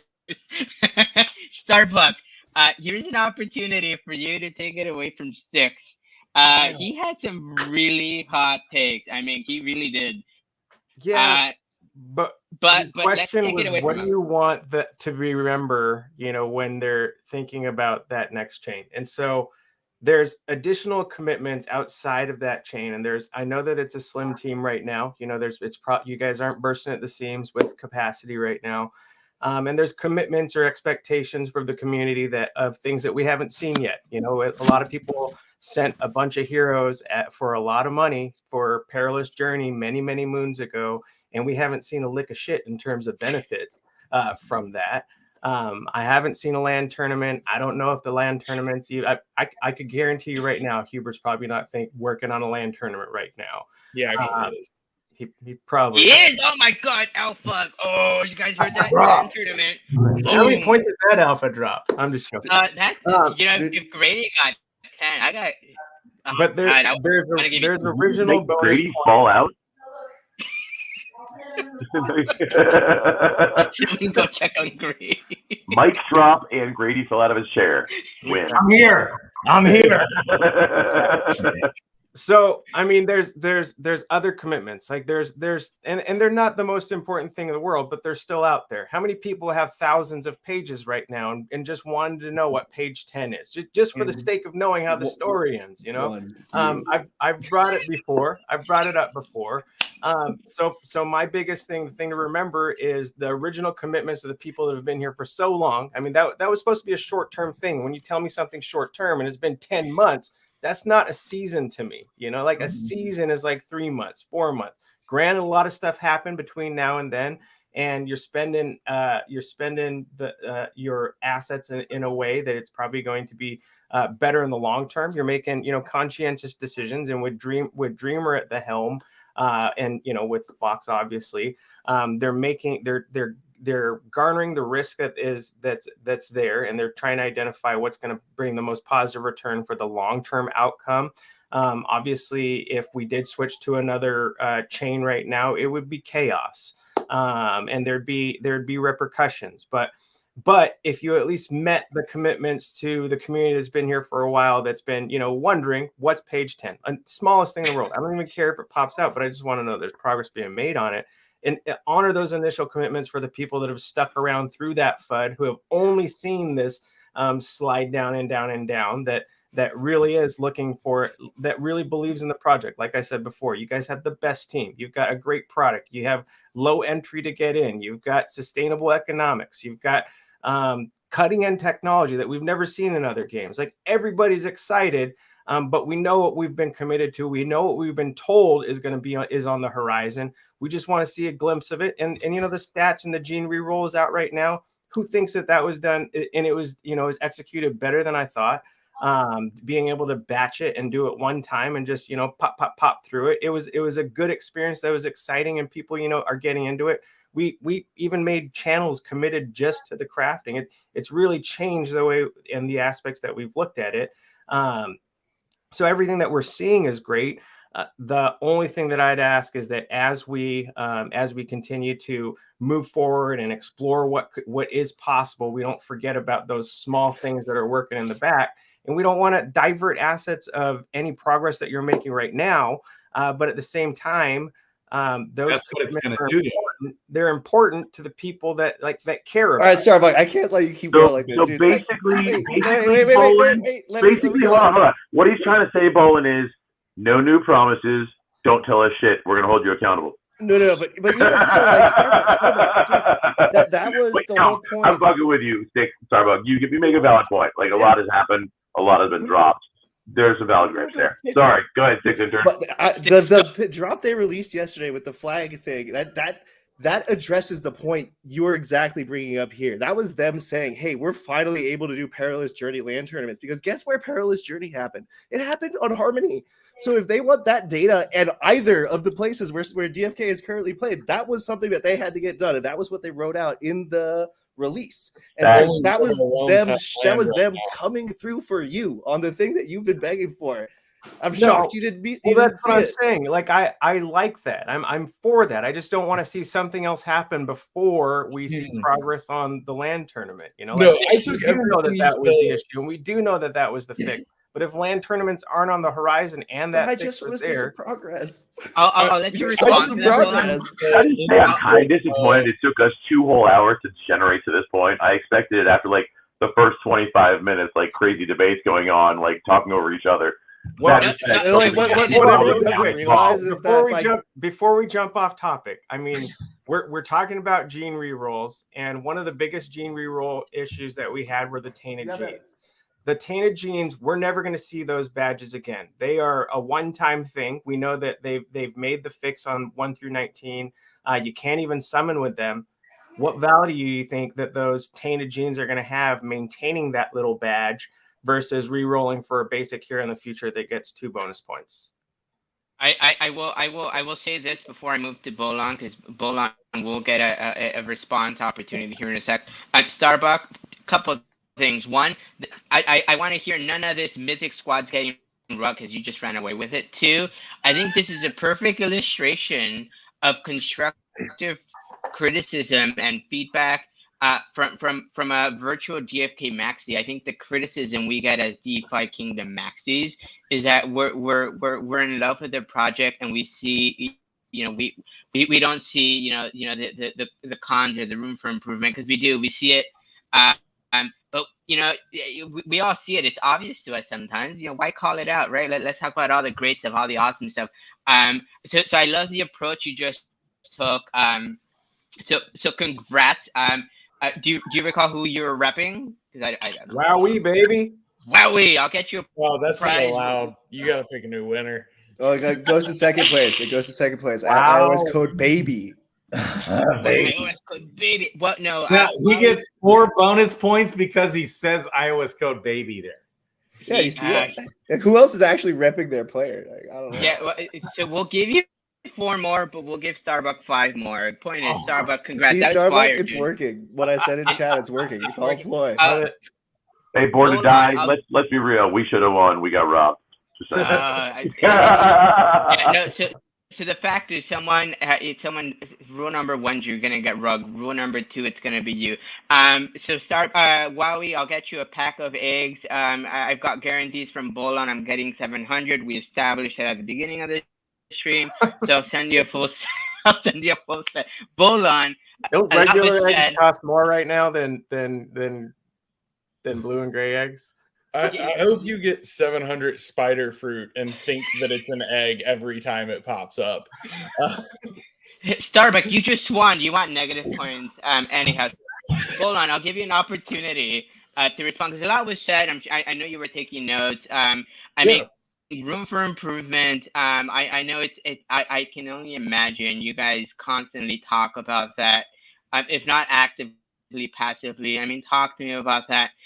Some of those lessons learned. I know you've heard what the community said, and I know you guys have your own opinions. I mean, when that new round comes out, God, I'm super pumped. You said land tournaments are being developed. I just want to say that again, but I'll let you answer. So much was said. I mean, what are your thoughts? Give us some thoughts. I want to qualify that statement a little bit. I want to respond to a couple things that were said, and then I'm going to address your original question. So first, on the land tournaments thing, yes. It's really, so a tournament system as a whole is being actively worked on. Yes, so are 47 other things, but it is being worked on, and yes, that will translate over into land tournaments. There's no ETA. I'm not going to say anything on that front. No, but no, it is far from forgotten. It's something that Hubert cares about also. Like that, it's always been a relevant thing. To Stick's point, Stick's intern's point, only one of our realms has land right now, and it's not the one that we copied the hero state over to. So that definitely is a factor there of being able to move PJ status, being able to, I mean, I'm not even going to pretend to understand the whole flag storage bridging thing, except that like it enables us to do so many things that are just incredible, apparently. So, but no, to address a couple other things that were said, like so Starbuck, I took everything that you said as prior to looking at an expansion, right? Not why hasn't it happened yet? Not what anything else, just prior to looking towards an expansion, and I completely agree. Like there are things that have to be done prior to that. A lot of things. So like that's the phase that we're in right now, is the build on what we already have. Get PvP to a playable state, get equipment to a usable state, get page 10 out, get tournaments rolling, get amulets tune fed. I saw that comment. Yes, like I said at the very beginning of this, we've been launched for 18 months, 20 months. I think 20 months. I don't know. Somebody can do math for me. But we're definitely not where we had hoped to be. It's just a fact. Some of that is because of our own, changing priorities, and some of it's because of stuff that we couldn't control and had to deal with. Is what it is. Why doesn't matter. The fact is we are not where we wanted to be today, and we're going to fix that because we're going to get there not today, but in the near future.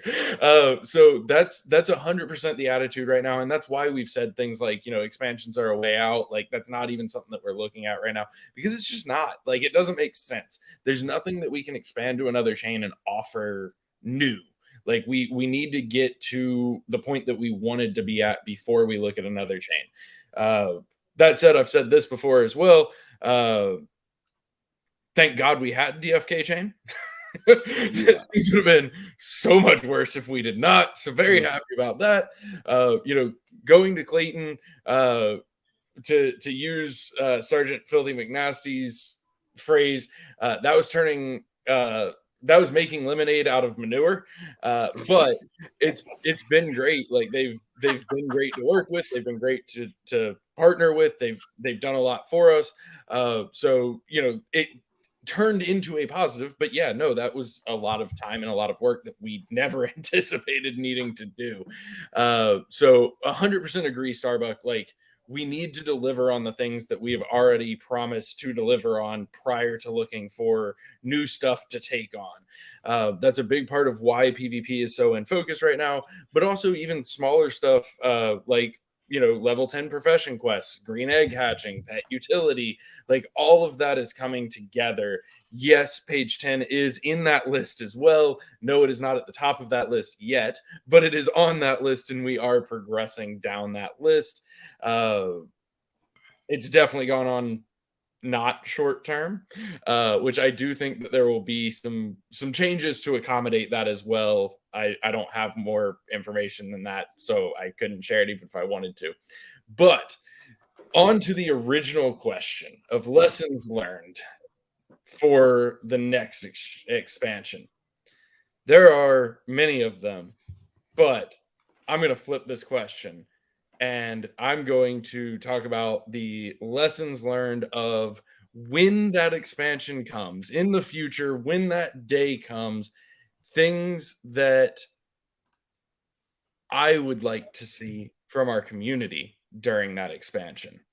Oh, I love that. Way to turn that on its head. I want to hear it.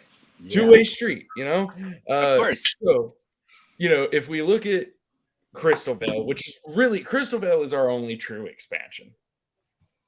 Y'all are amazing. Love you guys. So, everybody was super into it for the most part. Like, people did what we asked them to do. People were very, very forgiving of some technical issues day of, which is always going to happen.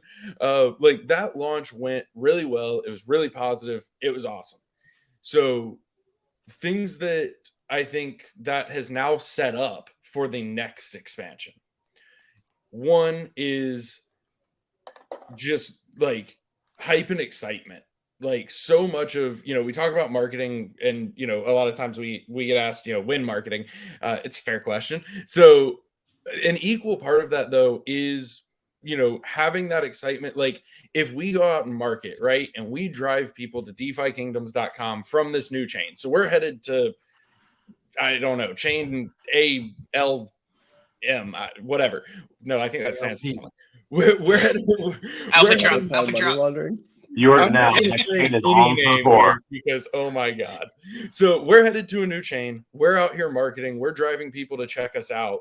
When they go to our socials, when they join our Discord, when they hit our Twitter page, we want them to not only see what we're putting in front of them, but be welcomed and slammed by how amazing our community is. Like every single thing on our Twitter should be just like, not that everything has to be positive. That sounds wrong, but you know what I mean? Like we want that activity. We want the presence. We want that feeling of excitement to radiate out to the chain that we're headed to. And that's one thing that I do think we had with the DFK chain launch. Less so with the Clayton launch. Things were very different. It is what it is. Not going down that road. But, I think that's very key is we can market to people on another chain, but when they come to check us out, they need to be greeted by something that excites them, both project-wise and community-wise. The other side of this, and I made this comment in response to Stick's intern talking about opening DFK chain, is gas. We need to accept that DFK chain gas is not always going to be what DFK chain gas is today. And B, we need to accept that we're the cheapest chain in existence right now. Arbitrum, ZK Sync rollup, like maybe that changes, right? But as things stand today, we are the cheapest chain in existence, at least as far as I'm aware. So, we see people talk about Clayton gas all the time. Yeah, it's definitely higher than DFK chain. So is everyone else. People have thrown around Polygon as a destination since we said we were moving Sarandale. Do you know what Polygon's gas is? It's more than DFK chains. Like, and it's more than Clayton too. It's more Yeah, than people think too. So the same people who say Clayton is too expensive and it's not worth playing on Clayton want us to go to Polygon. Well, Polygon's more expensive than Clayton, and Polygon doesn't have to run our transactions. That doesn't mean that we're not going to go to Polygon eventually. That doesn't mean that it won't happen. But we have to change the way that we look at gas cost and profitability. First and foremost, every single action you take is never meant to be profitable. Like there's no possible way that every single transaction is a profit. That's not how that works. Like it doesn't happen that way. And so that's something that like I've seen more and more, and I've started being a little more vocal about it in response to those people, because it's something that I think is really important for us as a community to understand. Is our vision is cross-chain, and it always has been, and we are going to be cross-chain, and there's going to be gas fees. But DFK chain isn't going to stay as cheap as it is today forever either. It'll probably still be one of the cheapest because it's optimized for us, because we built it. It's a benefit there. So it'll probably remain one of the cheapest. But I mean, we've already seen the days of 3 Gwei are kind of over already. We've been hovering between like 5 and 7 pretty consistently for almost a week leading up to last night. Now we're up, but that'll come back down because people will finish re-rolling. But like it's a really core thing that I think people just don't understand yet, and that's fine, and that's what the education side of things is for. But it's an important conversation to get ahead of, because it's only going to keep going, right? So the more that comes and builds on DFK chain, the more that gas is going to creep up little by little. We're not talking about, oh my God, we're at 200 Gwei all of a sudden. Like these are small incremental things. And same thing with expansions. When we hit that chain, we don't control those gas fees. Those gas fees are whatever those gas fees are, and our presence is going to increase them. I'm gonna get off my. Yeah, baby. Yeah, I love all of it. A few takeaways from that, and I think we can wrap up with those takeaways, right? One, there's no expansion in the works, and I think we can all acknowledge the fact that we even did the Clayton expansion was to sort of survive, and it was nothing that was intended. I think if all had gone as intended, we'd be working on all the stuff Starbuck was referencing. I think there is that acknowledgement. I think two, for me, yes, gas prices will go up, but if all goes according to plan, all the items you collect will go up as well, because there will be utility for everything within the ecosystem. So those gas prices go up, but conceivably speaking, so will the items you're collecting from those quests. So sort of a yin and a yang, right? And three, Bolon, thank you very much for taking the time to join us today, sort of being frank, being open to a conversation, and leaving yourself open to what would come, because you didn't know the questions that were going to be asked today. For all I know, for all you know, it was going to be let's criticize Bolon for 2 hours, and so you were open for your game. Very much appreciated. I expect nothing less. We troll because we love. Well, we troll you because we love you. Just know that. Starbuck, I'll give you an opportunity to sort of close this out as the winner of today's game show.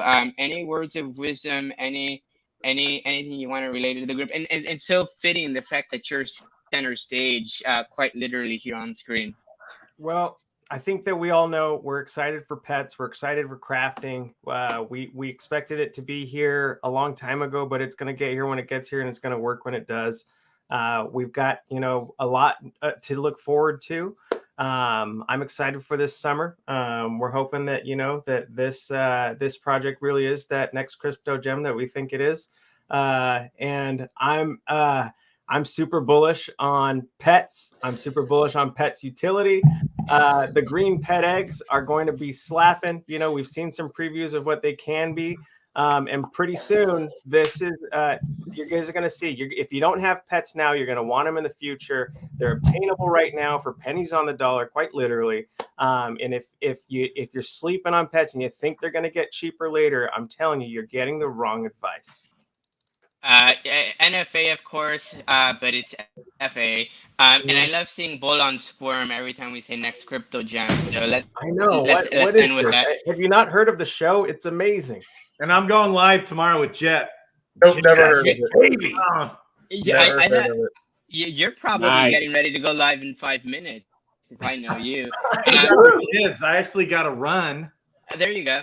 No, I appreciate You got the runs? Grady. I'll go ahead and I know we're gonna do a drawing and then we'll call it quits. I promise. For that DCX. I got to drop before the drawing, but before I do, Bull, and I'm pretty sure I paid more than 1 joule in gas to run each of the re-rolls that I did last night. You know what? I didn't give a shit. I was down for it. Like, yeah, there's a bunch of people using it. So good night. Your burn. Been fun, everyone. Good night, Sticks. Brady, totally get it. Let's draw that up. We'll see who won. Got a couple of names in here. Yeah, baby. Yeah. So I love it. I'm Swiss so bullish. Crypto Guy. All right. Who? Swiss Crypto Guy. Oh, Parakeet, baby. Parakeet. Let's go. Oh my God, amazing! I didn't know that was you. Parakeet, reach out to me. We're pals on Discord. Reach out to me, and you know what? I'll toss in a second one because I'm gonna bully I don't know, Brown Gent or Grady or Sandwich or Bloater Punch to give me more of these whitelists. We'll do one more. There's a few of you guys in here. We'll see who else wins another one. Why is Ogre's name not popping up on there? I know. What's up with that, Ogre? Bull on. Go ahead and redraw it. I'll pass on the love. Bad boy. You get it, man. No. There's no re-rolling. I'm gonna get more from Bloater. He promised. He didn't actually promise, but like I said, I'm gonna bully him into more. No, you get it. Fair and square. It's live on stream, so no one can claim rug. With that said, thank you all very much. Stay bold. Stay bullish, DFK. Love you guys. Moon, baby. Catch to the moon. Cue the outro. See you all next time.